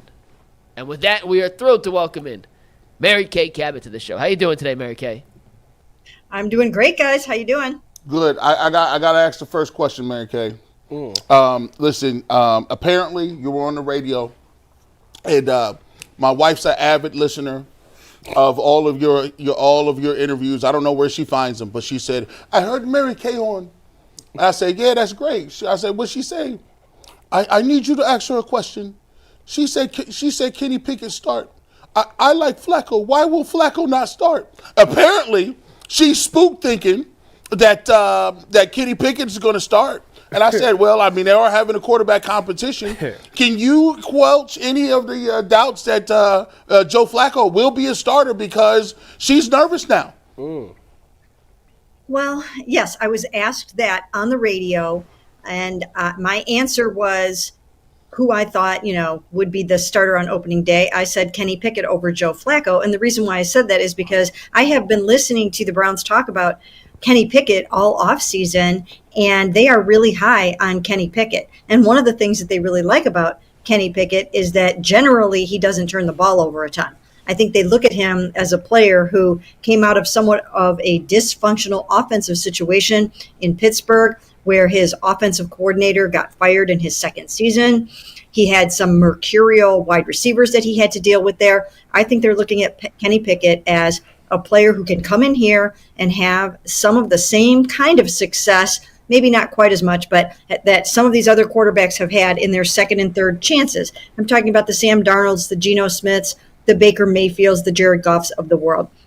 Not that Kenny Pickett is going to rise necessarily to those heights, but I think the Browns are looking at him as a player with some good upside potential, that if you get him in a good environment, in a good situation, and surround him with some talent, that he just might take off a little bit.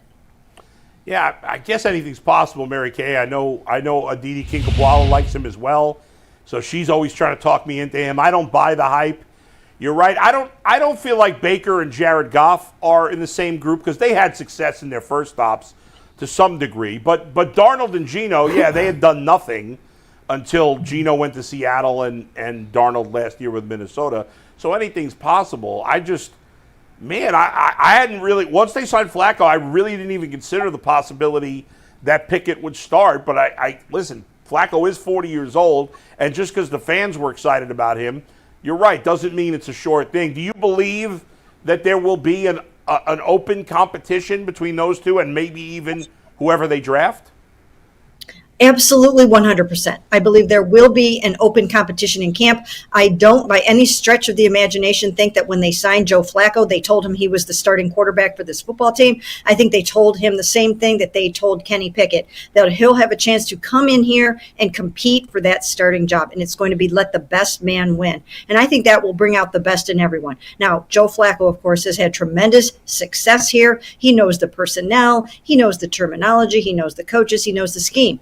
And so he probably will have somewhat of an edge, but I just don't think you can count out Kenny Pickett based on what I've heard the Browns say about him this offseason and how they feel about him.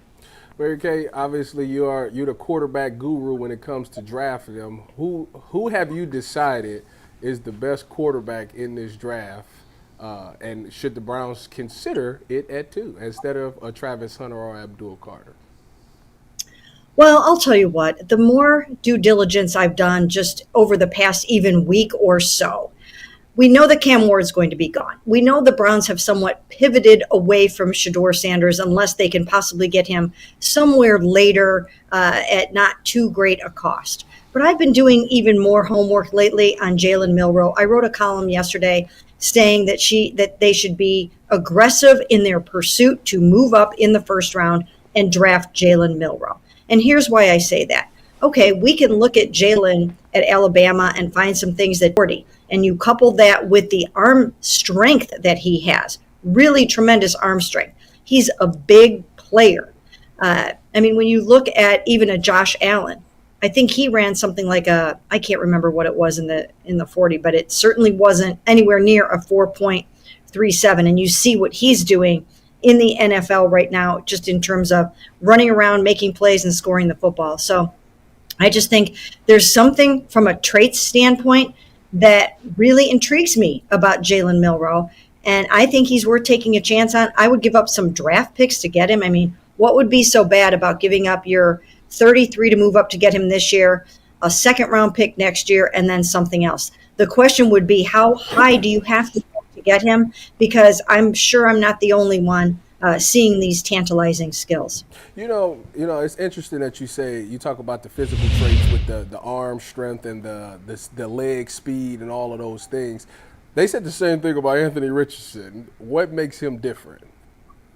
Well, you can definitely take a swing and have another miss on a player like this, but I think it's worth the swing because these athletic, off-schedule quarterbacks are the ones that are the wave of the present and the future. That's why you saw so many quarterbacks go in the first round last year. That's why you're seeing more and more quarterbacks climb into the first round, even though it seemed like perhaps they didn't belong there. I just think it's worth taking a chance. I can't say for sure that I know that he will be successful, that he won't be the next Anthony Richardson, which, by the way, we don't know what the upside yet for Anthony Richardson is going to be. Maybe he still will become everything the Colts hoped that he would be. But I think it's worth a chance. And I think the upside is so great that even if you fail at it, that's okay. I don't think you should live in your fears when the cost isn't that great. Cost isn't tremendous from a financial standpoint. It's not tremendous from a draft pick standpoint, and I think it's worth the chance. Mary Kay, we talked about Travis Hunter. A lot of people think that's going to be the pick. Can you tell us why people who are a little skeptical with the Browns being able to get the most out of their playmakers? There have been people that have been frustrated with the way Odell and Jarvis were used, or Nick Chubb and Kareem Hunt were used. It just seemed like, hey, heck, they couldn't, if you leave it to Jadeveon Clowney, he tells you they couldn't get him on the field and get pass rush opportunities.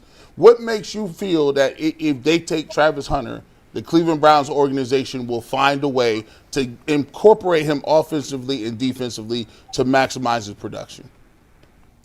Well, first of all, it's largely a new offensive staff at the top of that side of the ball. So you've got a new offensive coordinator in Tommy Rees. You've got a new quarterbacks coach in Billy Musgrave. So there's a different look. You've got a new offensive line coach.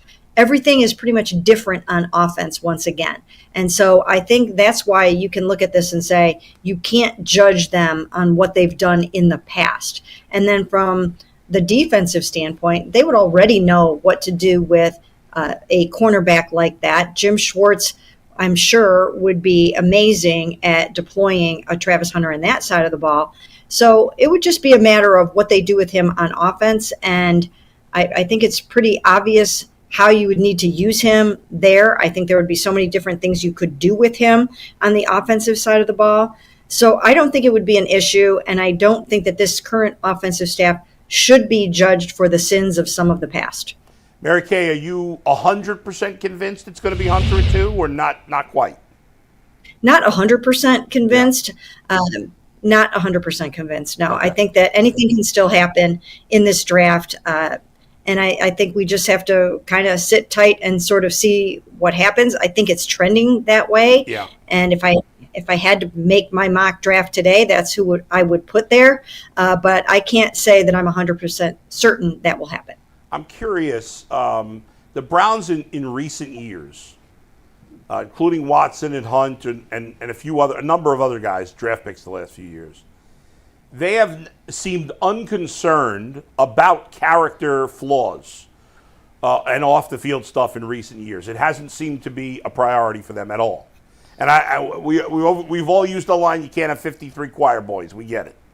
However, if you did draft Travis Hunter and Jalen Milroe, not only are you getting two incredible athletes, in Hunter's case, what seems like a sure thing, incredible player, Milroe will see, but apparently, by all accounts, you're getting two A-plus level human beings, high character, leaders, something this team is clearly lacking, smart guys. I could go on and on about how good people they are. You know, I obviously don't know them personally, but everything you've heard. So do you think that matters to them at all? I mean, I know you're not going to just draft a guy for that reason, but I think it's good for the team not only to get great players, but also guys you can root for more because they're high character people. Do you think that matters to the Browns at all? I think it does. I think it matters. I mean, they will take chances on guys that aren't perfect prospects. We've seen that.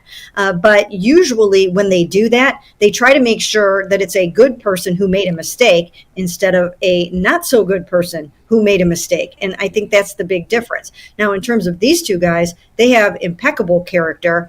These are great guys. I've gotten to know both of them a little bit during this pre-draft process. I spent some time with Jalen Milroe at the Senior Bowl. I talked to him a fair amount. He's a great guy, great personality. Browns fans would absolutely love him.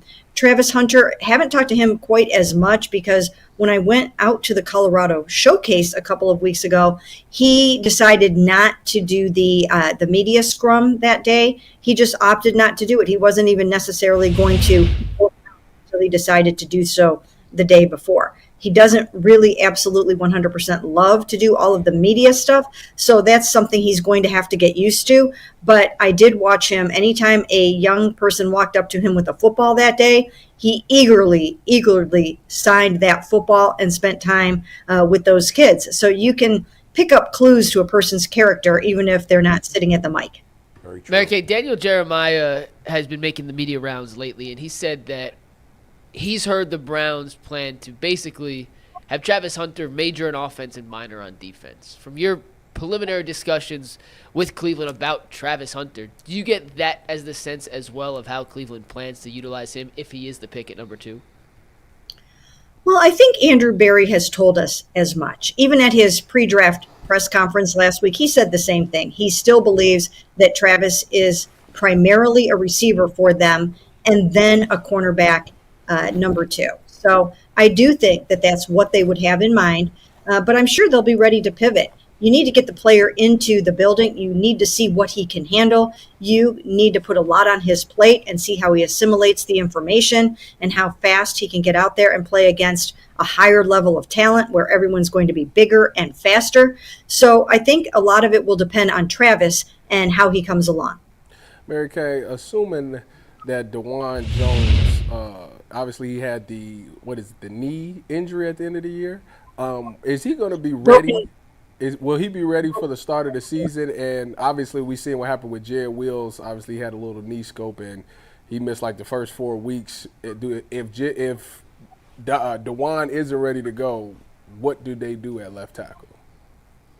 Well, DeJuan was coming off of a knee injury last year and struggled with that, and then he broke his fibula towards the end of the season. So he had a broken leg there at the end of the season. And so that's basically what kind of has been going on with him. But he should be ready to go. He's in there every day rehabbing, getting better, getting healthier. And I do think it's a situation where I think that we will see him some during the OTAs. And he should be ready to go for training camp, and it's just a matter of him staying healthy. That's the whole key with him. By the way, it reminds me, Jed Wills is still a free agent, right? Yes. Nobody has Yes. signed him. Interesting. No. Nobody's- So I want to get two things. Mike Hall Jr., where is he at in his rehab process? And any word on Nick Chubb? Mike Hall is making good progress, and I think he should be ready by training camp as well. So, yeah, he's coming along very, very well from what we've heard. And then Nick Chubb, I've been saying this lately. Now, I did write at the beginning of free agency that I thought it was the end of the Nick Chubb era because I thought that once he hit the market, that somebody else would take a chance on him. I thought somebody would sign Nick Chubb because that's what I think of Nick Chubb, as a player who would be in demand in a situation like that. But because he hasn't signed elsewhere, I think it increases the chances that he will end up here. And I think after the draft that they probably will re-sign Nick. Awesome. That would be cool. That would be awesome. Fans would like that, certainly. Thanks, Mary Kay, as always. Great job. Enjoy the draft Thursday. We'll talk to you again soon. Appreciate it. Sounds good. Thanks, guys. Yeah. Fans would really love that. Listen. Yeah. The pop would be nuts. What's that, Mike? The pop, like, of the crowd, yeah, if they yeah. announce that with the 7th round pick, we take player X. And also, by the way, we just re-signed Nick Chubb. Yeah. I didn't think Nick Chubb would ever sign before the draft. Did you guys? No. I didn't. He's one of those guys that if you don't get the guy you want in the draft, Right. that's who you Right. If you were targeting a running back and you kept missing or whatever. Or if you do get the guy you want in the draft, can you imagine? You get the guy you want in the draft, you feel real good about him, but then you say, "Oh, our second string back is Nick Chubb." Yeah, right. Oh, right, come on right. now, short Yeah. yard back, Nick Chubb. Listen, I'm telling you, bro. Listen. My wife was distraught. She was distraught. She said, "No, what do you mean Flacco's not starting?" Yeah, I was surprised Mary Kay said that. Yeah. I mean, but hey, Like I they said said, competition, right? I'm still betting on Flacco, Like I but said, if Flacco arm talent is still there, he'll be the starter. If his arm is not, if he can't hit that deep ball like he used to, Kenny Pickett will start. I mean, he's 40 years old. That could happen at any time. Exactly. I mean, he got about 6 weeks to get on that Barry Bonds. I mean, think We about need- it. When he was here, they kept saying, "Oh, his arm is really good. He still can make all the throws and all those things." They come out and they ain't saying that. Right. Yeah. That's the operative. That's the opening that Kenny Pickett might need. Go ahead, Mike. All right, but we're going to get back to the guard. We got to talk about the Triston McKenzie situation. But first, Menu RX, a new sponsor of the Ultimate Cleveland Sports Show. And, Bull, you're here to tell us all about it. Absolutely. I love Menu RX, and I've worked with Dr. Jake May, who's the guy who runs Menu RX. If you're tired of trendy diets that with a lot of hype, but they're impossible to stick to and they don't really provide results, you're not alone. That's exactly why Menu RX exists for me and other people who are struggling lifelong with weight loss. Instead of guessing what might work, Menu RX takes a personalized, science-backed approach to nutrition. How about that? Actually using science to help you. It's built entirely around you. The program is set for your needs. It's one-on-one individual work, not a group thing. Menu RX even accepts many insurance plans and HSA, FSA payments, so you might even pay $0 out of pocket. This is not some money-making scheme like other diet places. This is scientists, nutritionists who study weight loss for a living and can give real advice to real people. Someone to talk to. Dr. Jake and I have become friends. I reach out to him. I have struggled with weight loss my whole life. My weight's been up and down. He's been, as heavy as I am, I'd be a lot heavier if it wasn't for Dr. Jake.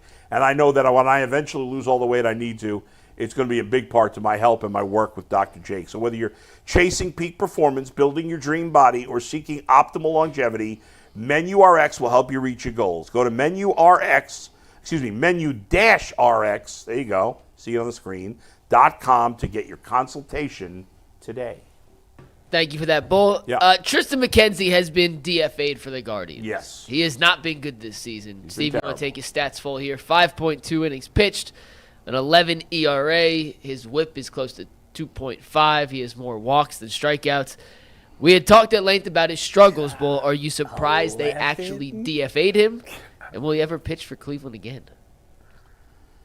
So, no, I'm not surprised they DFA'd him. Zach and I were actually talking about this on the Ultimate Guardian show yesterday, right before the move happened. We knew it was a matter of time. They were going to have to boot him off the roster. I thought maybe there was a chance they'd try to put him on the IL, but the league has really cracked down on the kind of fake IL trips. The GMs are getting in trouble for that, so teams are now hesitant to do it because it seemed like there's something wrong with him. It's a shame. He was about to sign a contract extension, obviously, and then he had the injury. He probably should have had Tommy John surgery. He's been a total disaster since the beginning of last year. He was out of options. When it means out of options means you can't be sent down to the minors without clearing waivers. And so that's why they had to go down this road. Will he ever play for the Guardians? Well, we may get the answer to that in the next couple of days, because when you're DFA'd, one of three things happens. Either you have, I think it's a week, I can't remember exactly, but I'm pretty sure it's a week. The team, when they DFA you, have a week to either trade you, they could cut you, or they could, if you clear waivers, they could send you down to the minors. Now, Triston McKenzie, because he's a veteran, could refuse the trip down to the minors, but then he would lose his guaranteed salary. Why would he do that? Which he won't do. Not that he's making a ton of money. I think he's making 1.95, I believe, this year. Man, he better keep all the money he gonna so get. he's That's not. a fact. He's not giving up that money. No, he could just go 1.95 this year. Right he now, should go get the surgery. I'm going to say he's not going to play for the Guardians ever again, and here's why. I think they will trade him because if you're a bad baseball team who's not a contender this year, why would you not take a chance on Triston McKenzie? He's making no money, like I said, under $2 million. Next year, that you have team control for 3 more seasons, including this year, so 3 seasons total. If I was another team, I would pick him up in a trade. You're going to give up nothing to get him, like cash considerations or some teams like 50th best prospect. And I would try to encourage him if he really needed Tommy John surgery, and maybe he doesn't. I don't know at this point. I would encourage him to do it, and maybe by the end of next year you have him back, and you get a year out of him, two postseason runs out of him potentially. But if I'm a bad team, why would I? There's talent there. Obviously, we haven't seen it the last 2 years, but I would think he's making so little money that some team would want to pick him up. But if I'm wrong, and he clears waivers and they send him down to the minors, then yes, at some point he'll probably come back up again. But my assumption is they'll trade him in a minor deal sometime in the next few days. Out of all the orthopedic surgeries I've ever had, yeah. Shout out to my guy in Columbus, Dr. Ray Tesner. Shout out to him. Man, listen, I used to tell him all the time, like, man, yeah, we could. He used to be like, man, that rehab stuff, you putting a Band-Aid on something, man. Go ahead, and if you need to get surgery, get your surgery, dog. Like Shane Bieber. Bieber's going to be back at the end of this year. Yeah. He hurt his elbow prior to Bieber. Yes. If he would have just got it done back then, he'd be back in the rotation moving. Yeah. Like I feel sorry for him because I know what he was trying to do. He was between a rock and a hard place. He like, listen, I just saw the bag on the table. It was right there. It was right there. I'm going to just rehab it up, get back, boom, boom, boom, and I'm going to be back. Man, listen, now if you take it, it's 2 years later. Now if you look at it, you're going to be out for 2 years, now, especially if you do it now. He's going to be missing the rest of this year, probably all of next year. And yes, he's still young enough and young enough to do it.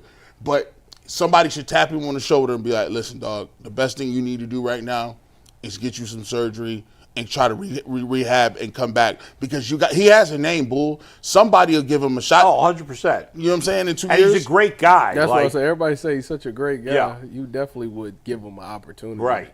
So I hope he can continue his career.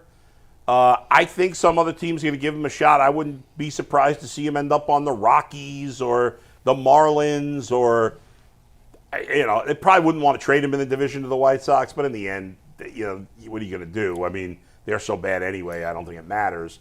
But I could very well see him on some bad team them 4A teams. Yeah, exactly. Or maybe even a decent team that could use another starter that sees something there. You never know. Heck, the Guardians will bring you back. I mean, they brought Carrasco back and Santana back. Yeah. They bring him back. It's Speaking crazy. of which, Carrasco got a nice ovation yesterday in the pregame. I was sitting there. I was on Twitter yesterday when the news came out about him being DFA'd. Yeah. And somebody put the game where he had the 14 strikeouts. Yes. And I watched it, and it was like, man, like that's crazy to see that and see where he at now. Like it's really sad. Like it is. He literally could have just. I would have just got the surgery. Like if Jason talks about like pitchers is gonna happen, it's not a matter if, it's when it happens. In most cases, yes. Yeah. So, and they say when you get the surgery, you actually come back, your arm is stronger. Often, yeah. That is often the case. I don't see why he wouldn't have did it. Like, Yeah, I get the fact that the bag was right there. Like I think Jason said he was supposed to sign that day. I think he got the something like that. Either the day or that week or something like that. And when you that close to it, it's like, listen, it was right there, so I get where he at. But like at this point, I said it when we talked about it last week. Like at this point, like you might as well get it because now, if you keep pitching like this, you'll pitch your way to where nobody gonna give you a chance. To where if you get the surgery, you gonna miss this year and all of next year, but if you come back and your arm is stronger and you hitting your spots and you striking people out again, you at least be able to find a way to get a contract. And by the way, if he had surgery right now, he'd be able to come back by September next year, maybe even August. And then if he pitches well, and then his last year before free agency does good, he could still do okay. Listen, all you need is a little quick $10 million, like something like that. Hey, he need to holler at Kawhi Leonard's people. Hey, Kawhi, listen. Bounce back. Kawhi just had like 39 last night. He's a poster child of my body don't feel right. I don't feel comfortable right now. I ain't coming back, so I'm good. Man, Kawhi didn't miss 75% of his games since he left Toronto. And comes out. Yeah. Charles Barkley said one of the greatest things in the world. Kawhi Leonard is the only superstar that I've ever seen in life miss 50 games, 40, and come back with no rust. Yeah. Come back with jump. He's lying. Man, he's lying? Who else? Rod Woodson missed the entire season. He came back in the Super Bowl and performed really Terrell well. Owens did that too. T.O. that's did one the same game. thing. Yeah, that's kind of wild. How about? Wild that T.O. played with a broken leg. I don't know that I should say this, but how about Kyle Schwarber in 2016? Yeah, don't say that. Yeah, he balled out. How about Michael Jordan retired for a year and a half? Wasn't he did come back and get 50. Well, he was rusty that first year back. But didn't in his first few games he hit for 50? No. Mike he return in his first 45? No. That's why he changed his number, because he said 23 wasn't 45. You know who 45 ain't 23. You know who his manager was in the minor leagues with the White Sox? I knew this. Terry Francona. Nicely done. We got one last topic we got to get to. Let me just say one thing real quick before the Guardians before we move over, because I know you guys talked about Clase. I just wanted to give my thoughts for a minute. Yeah. I'm not ready to take Clase out of the closer spot. I'm certainly not going to send him to the minors. That's crazy. His bad performances have not cost them games yet. He needs to work himself out of it. I think he needs the pressure still of the ninth inning. I am concerned with how he's pitched. Emmanuel Clase last year had 0 outings in the regular season where he gave up more than 2 hits. 0. He's had 5 already this season. So it's a concern. I'm not ready to pull him out yet, but the first move will be to pull him out, pitch him earlier in games. Sending him to the minors is a waste of time, though. There you go. All right, guys, let's get to our final topic of the day. After a quick word from FanDuel, the NBA playoffs, they're almost here. They have started, actually. You know what? They are here. What do you mean We're going to start this over. FanDuel Yeah. really send an updated read when the playoffs start instead of saying it's almost here. So we're going to start over. Button hit. Boom.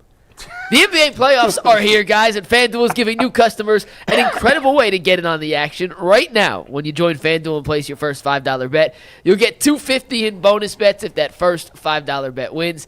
Don't miss out. Head over to FanDuel.com/UCSS and claim your $250 in bonus bets today. Also, if you have a winning FanDuel ticket, make sure you guys send it in. Put me on. If you guys didn't read it, Jarrett Allen wrote I read it. an essay in the Yep. Players I'm about Tribune. to say, it was a long. That was a very well-written piece, and two different parts of it kind of stood out to me. I want to focus the first part on what he said about Evan Mobley and the sacrifices that Jarrett had to make that we talked about a little bit, but maybe not enough, that his front court partner made to help Evan become the player he is. I broke it into two different quote graphics because they're a little too long, but Steve, let's take the first one full. This is from Jarrett Allen in the Players Tribune. You can see the sparks of this coming in years past, flashes of it every now and then, but this season he's really started tapping into his potential, and now the sky's the limit. With Evan, my goal has always been to try and help him become the best player he can be, and to not get in his way. Just basically to make it as easy as possible for him to develop. If that means I need to guard the biggest guy, let me do that. If I have to take on the brunt of the physicality, so be it. Whatever I can do for that man, I'm basically doing. Because I see what he can be. We all saw it very early on, and we know when he put it all together, that's what was going to take us to the next level. And that's what's happened. Evan's not the most talkative guy. He's super humble, so he's not going to want to hear all of this.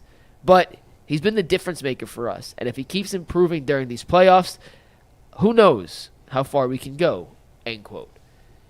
That is the epitome of selflessness. And that's kind of been the secret ingredient in the Cavs' recipe for success this season.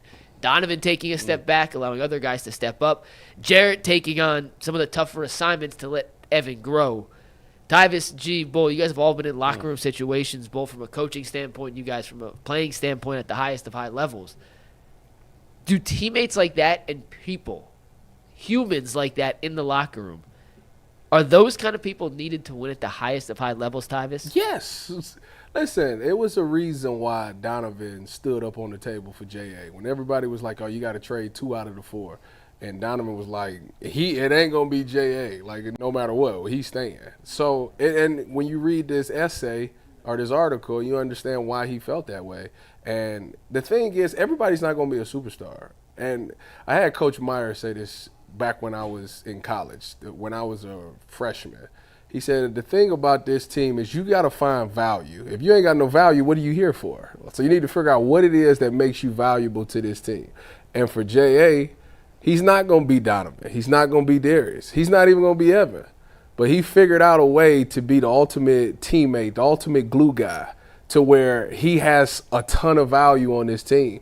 And it's a lot of the things that we don't notice. I mean, he does a lot of the dirty work that we don't even notice.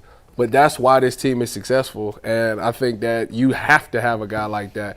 I always talk about the guy. I can't never think of this man's name, but it was a defensive tackle that played for the Buffalo Bills back when I was playing. So this was like 2016, 2017. And whoever the DN was, he ended up getting paid a lot of money. Mario Williams? I think, was Mario Williams there with the Bills? Yeah. So Mario Williams said he gave all the credit to the defensive tackle because he said what y'all don't realize is that dude is so good that they have to figure out how to stop him, which makes my job easy. And the dude didn't get like a ton of stats or nothing, but when he retired, it was like a big thing for Buffalo. Oh, you mean that's the white defensive tackle? Yeah, white defensive tackle. I can't think of what his name. Kyle Williams? Kyle Williams. I think that's him. Yeah. So to me, when I read this piece, I thought about him because Jarrett Allen is the Kyle Williams of the Cavs. See, like this is like, so this is what I be talking about as you watch. So people ask me about Imani Bates all the time, right? And they talk about points and you could get buckets or whatever. But the way the NBA set up is, if you in the G League, you can get all that, right? And you can score and you can have the ball in your hands and you can do anything. And a lot of young players, this goes to guys, the guy who won the dunk contest with Matt McClung. He's a monster. He averages like 30. Bronny can get 30. All these people can get 30. But what it's about is what can you do to specialize and add to a contender? Mm-hmm. If Imani Bates and some of these other guys played for other teams, they would be able to get minutes and they would be able to shoot and do different things and work out some of the stuff that they ain't supposed to be doing. But that works on bad teams. It's hard to play for good teams. And it's a good example of guys like Jarrett Allen and guys like Sam Merrill who understood. Sam Merrill said, listen, I can shoot, but so can Max Strus, so can Darius, so can Donovan. Mm-hmm. Everybody is up here shooting 40%. What do I need to do to stay on the floor? Well, I need to upgrade my defense. I need to be physical. I need to be scrappy. I need to elevate my game on that wavelength so that I can be able to stick on the court.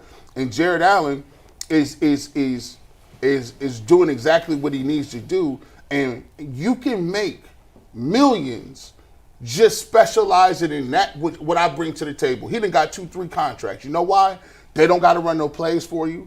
He got the personality that's not going to be out in the way. He going to make all the tough plays. He going to try to be a glue guy. He going to try to be a hustler. If you do that at the highest level, I'm going to do 2 things at the top of my ability. And one of them can just be playing till you fall. Till you all. Down there, we talked about Delly. Delly balled till him almost passed out. That could be one of them.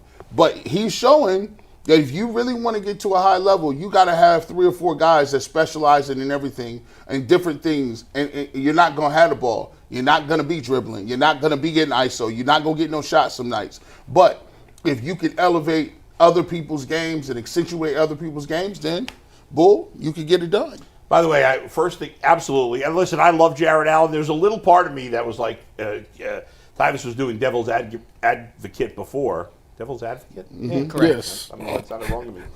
Why does Jarrett Allen have to talk about how much he's doing to make Evan Mobley better? I was like, well, it's unselfish what you're doing, but are you being like kind of look at me when you talk about it? Was it necessary? That's not in Jarrett Allen's nature, I know. I I just I share the truth, and I thought about that for a second. But ultimately, we know that Jarrett Allen is an unselfish player.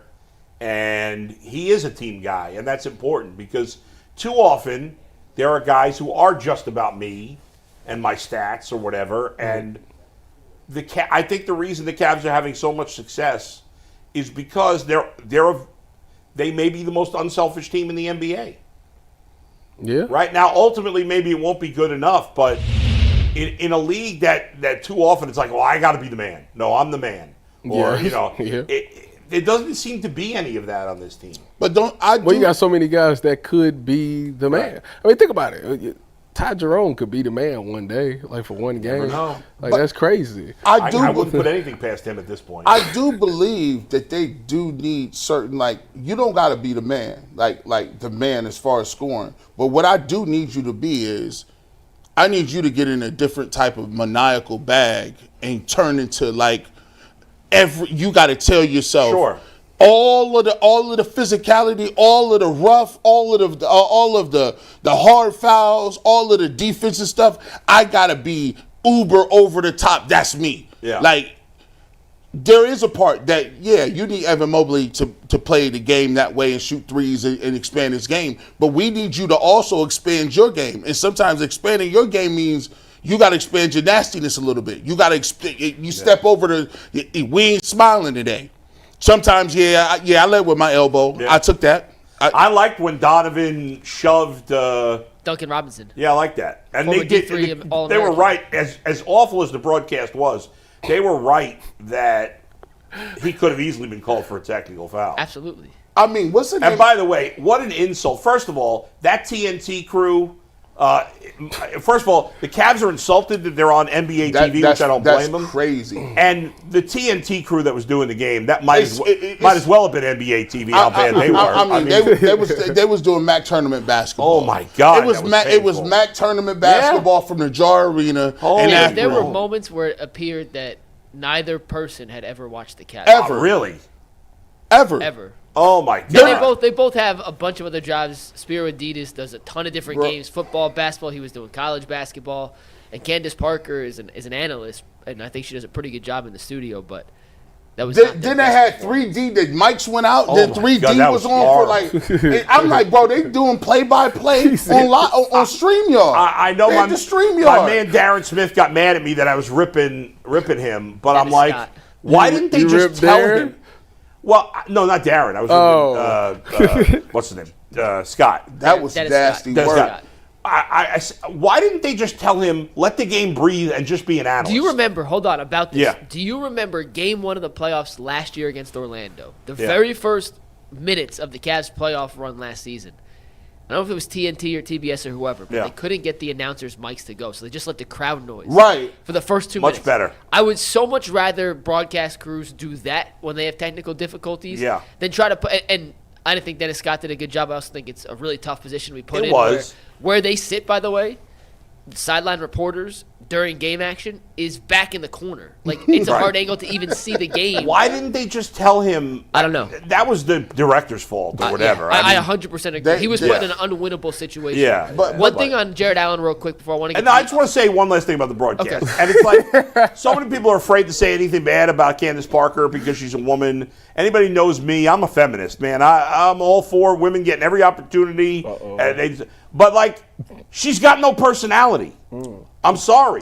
Here's She's the better in And studio neither the Spiro Ditas. Everybody loves Spiro Ditas. I'm not a big fan. I like him. He's just such a. He's like. But you we got- need a generic broadcaster for our movie. Get a Spiro Ditas. But you need somebody with I him. need something. He got to have. He have to have a side. Here's Yeah. the problem with. Can't have two no personalities. I was watching UD. I was watching Udonis Haslam. No, man. Now look, when y'all get on these television programs, man, y'all say what y'all want about me. I talk the same way right now. If it was Stephen A. Smith in here or a president, I'm gonna talk this talk. I pretty much think I'm the same way, but go ahead, go on. But he get up there. They get up there. We want to hear your insight, bro. Right. Talk like you talk. You ain't got to curse every other word. But I hear y'all on podcasts. Yeah. And we watch y'all on y'all's podcast because it's unfiltered. Yes. You saying the real deal. We want you to explain it and break it down. Don't get up there and dumb your stuff down and sound like them. That's right. You got the juice. They trying to sound like you. You supposed to. I want you to break it down. Like, man, listen. That's why Tom Brady sucked. Yeah, that was it. He showed no realism in his analysis. None. It was trash. Come One on. last thing on this Yeah. part of the Jarrett Allen conversation before I want to get to another thing you said. Yeah. Being a great role player in the NBA, the hardest part is knowing and accepting your role.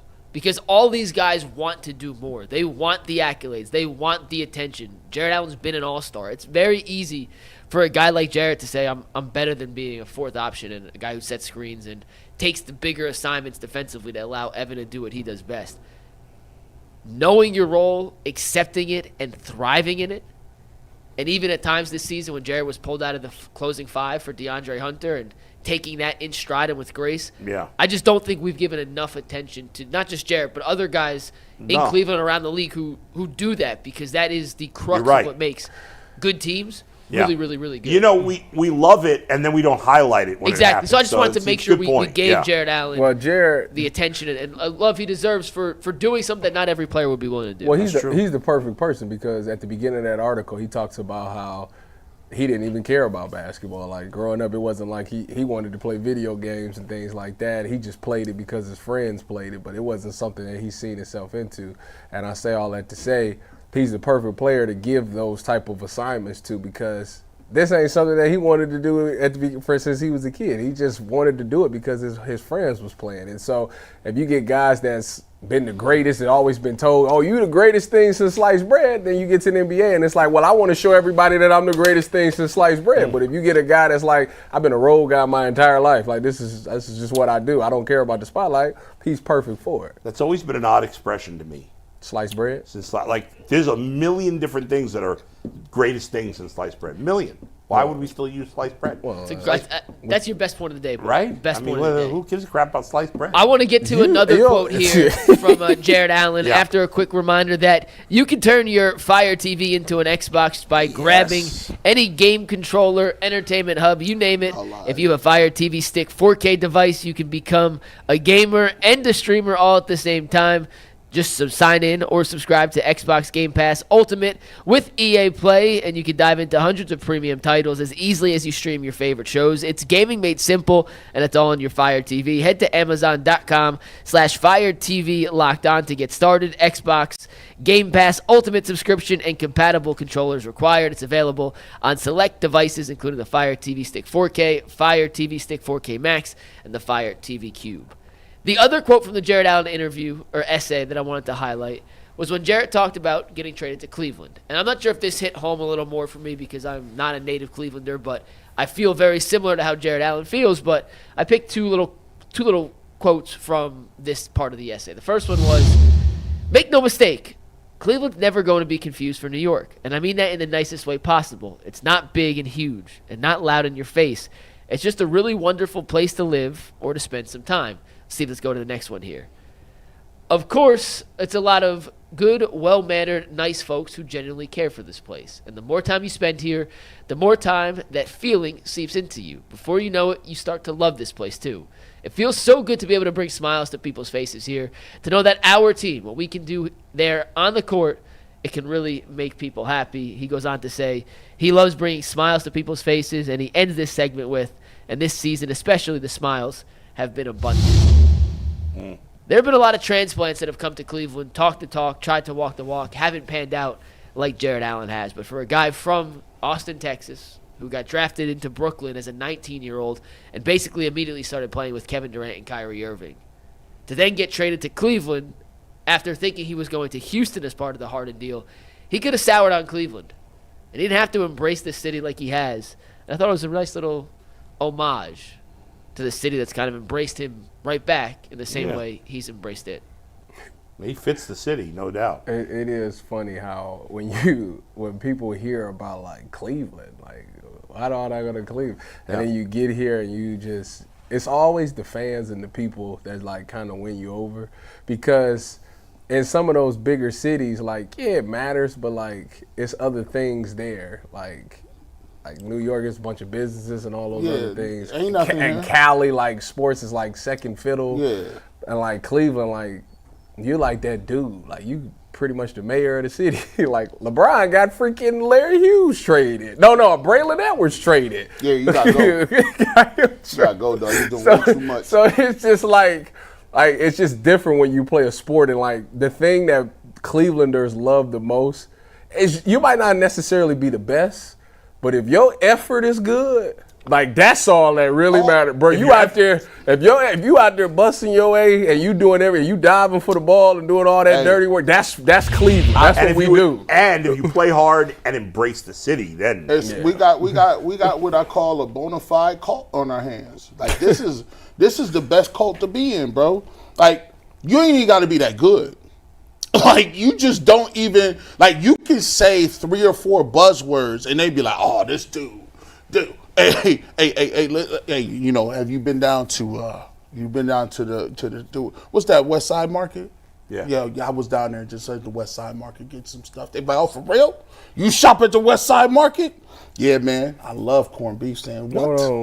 I got. You like corn? All you got to do is now when you do that, you say Polish boys, and you talk about Christmas ale. All of a sudden, you that dude. All you got to do is play hard the rest of the year, and you're good. This is the only call where, like, you can walk down the street here, and ain't nobody gonna mess with you like that. Like, really, like, ain't nobody like there's like I saw like Jordan Clarkson, like he just pulled up and he was like, I seen him at Beechwood Mall one day. He was out and about. We was at Zara. We was in Zara. He just in there with the homeboy just shopping. Because look, when you come from Los Angeles, like even Shaq used to say, hey man, it's LA. They said, man, it was guys like literal gang members that would pull him aside and be like, hey, you know you shouldn't be over here. This side over here, like, watch out for that. He said he had to tap in with cats because it's just different. In New York, it's different. Like, here, you can actually raise you a decent family and have people in regular schools and not have no problems. Like, I don't, like, it's wild. I don't think you can get that off in New York and no other city. Like, it just don't happen that way. I mean, I hate to generalize because you can, but Cleveland is, for those who are maybe like me and Mike, obviously I've been here a lot longer than Mike, that are not from here originally, like the rest of you guys are, it does get in your soul and in your veins. You should be 1,000%. You used to be a lot meaner than you are now. I know. I'm still mean when I need to be. But, yeah, I've talked about all the things I love about Cleveland before, but it was just like going to the game last night. I don't have to sit in. Now, some people say, well, that's a bad thing because there's not enough people at the game. But I just love the fact that I don't have to sit in hours and hours of traffic ever. I mean, what a difference that makes in your life. Come And to Cleveland is big Columbus. enough where there's plenty to do, but not too big that you're constantly in traffic. I never sit in traffic. Well, almost never. you drive at 5 o'clock. Yes, you will be. No, it won't. But it here's won't be the like New difference, York though. traffic. Yeah, but but the traffic in Cleveland at 5 o'clock, you know when it how is. long it's going to take. Yeah. Whereas in New York, I could drive the same time 2 different days. One day it could take me 30 minutes. One day it could take me 3 hours. I mean, and that's the case in a lot of big cities. 3 hours.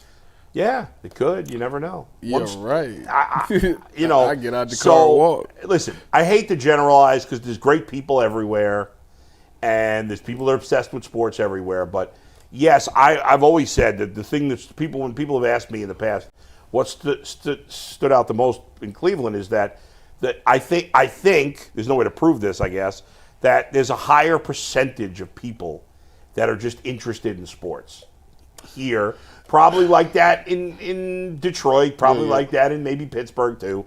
But I don't know those cities. And there's a higher percentage of people interested in sports. I've lived here now almost 14 years.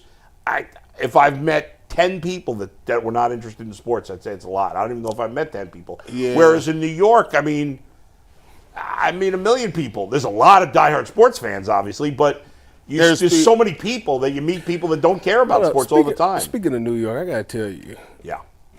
I'm shocked that the lights aren't bright for the Pistons. They went right into New York and won the game. Should have won too. Should have won too. Yeah, well. Right now, the Pistons looking good. I didn't watch it. Pistons. You don't need to watch Oh it. man, listen, the playoffs have been great. I'm about to say the Pistons and Knicks not series that is Oklahoma actually City game. really Yeah, good. those guys, we'll get on them.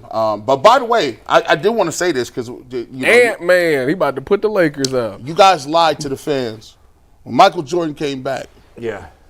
y'all said he wasn't balling. I didn't say that. Mike What you said say? that. You see, in his 5th game Or back, maybe I said Tyvis who said wasn't it. balling. Jordan. You said in his first 2 games back, he went for 50.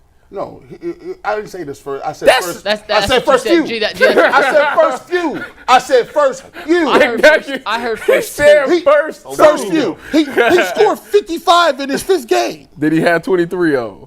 What you mean? Did he win 45 or 23? He was wearing 45. He won 45 that whole year. He scored 55 points in Madison Square Garden. What was his I shot? thought you said first 2 games. I thought he said first 2 games I mean, too. this is what first game he had 19, 21, 23, 27, 32, 55. What's the field goal percentage? He was out here cooking. Hold on. He was What cooking. By the way, he averaged 30 points, 5 rebounds, and 4 assists.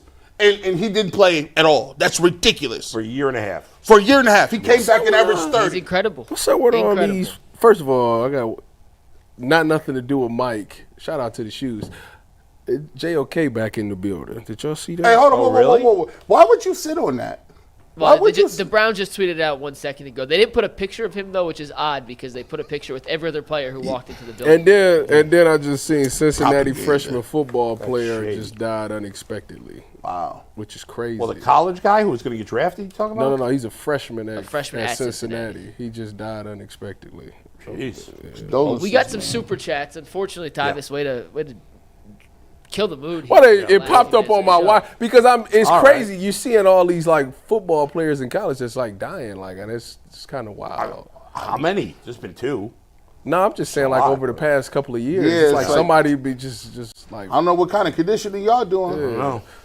All right, our super chats today are brought to us by Epicor. Every team knows the value of hard work, of taking pride in what you build, and practicing every detail to get the best results. But no one player, no matter how amazing, can do it all alone. Working together makes getting the win easier. At Epicor, the All-Stars are the hardworking manufacturers and distributors who create, deliver all the things we need, from aerospace to electrical to medical devices. Epicor ERP solutions are created by industry experts to help make every day easier. Seeing your whole supply chain is easier. Managing logistics is easier.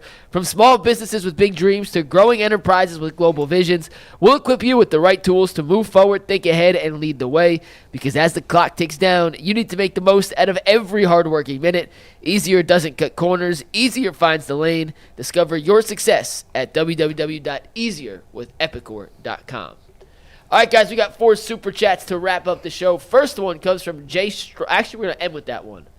First one comes from the Guys at Night podcast, who says, Hunter at 2. Trade your 26th first round to move up with 2 third-rounders for Sanders and keep 33, which allows you to get Hamilton or Henderson. How is that not a win? That's crazy. Wait a minute. Trade what now? You're telling me Shedeur Sanders is so good, I got to trade 2 first-round picks to get him, but I can't take him at 2? That doesn't make any sense. Wait a minute. He said just trade your next year first-round pick. Well, you're giving up 2 first-round. Oh no, I'm sorry. Okay. I'm not giving up a first-round pick next year. If Shedeur Sanders is that good that I have to trade up from 33 to wherever he wants me to trade up. He said keep 33. He said keep 33. He's saying keep 33. So whatever team you trade with Yes. won't have a first-round pick because you're not trading your first-round pick. He's trading next year's first and future assets. So would you give you 3 picks in the top 33? That was No team's plan. doing that. I don't think no team I'm would not do doing that. that. Because they're like, dude, I got to draft somebody. I'm not trading up if I'm the Browns. I'm just not doing it. Certainly not if I have to give them a first-round pick next year. What if it's a 3? If I have to give them a Third round this year. to move up, 33 and fine. 67 to That's get up. fine. I'm not giving up a first-round pick to move up. I'm with you. That next year's first-round pick, Yeah, untouchable. I'm in my not giving opinion. that up. James Mace Jr. says, Bull, do you like Yum Yum sauce at hibachi restaurants? Yeah, I do like yum yum sauce. Who knows? That's random. That must be going the call From back to our last condiment week. conversation last week. Yeah, when I was talking, who else was on the panel? I Was that wasn't me, here. you, and Dustin? Me, you, Dustin, yeah. Yeah, I do like. I think I mentioned I do like most Asian sauces. What about that?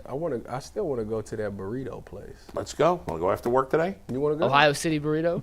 You in, G? I got a podcast. You know What time? You know my podcast is Tuesdays. But isn't it at 5 o'clock? No, it's I early. thought it was at 5 o'clock. It is early. I got an early one.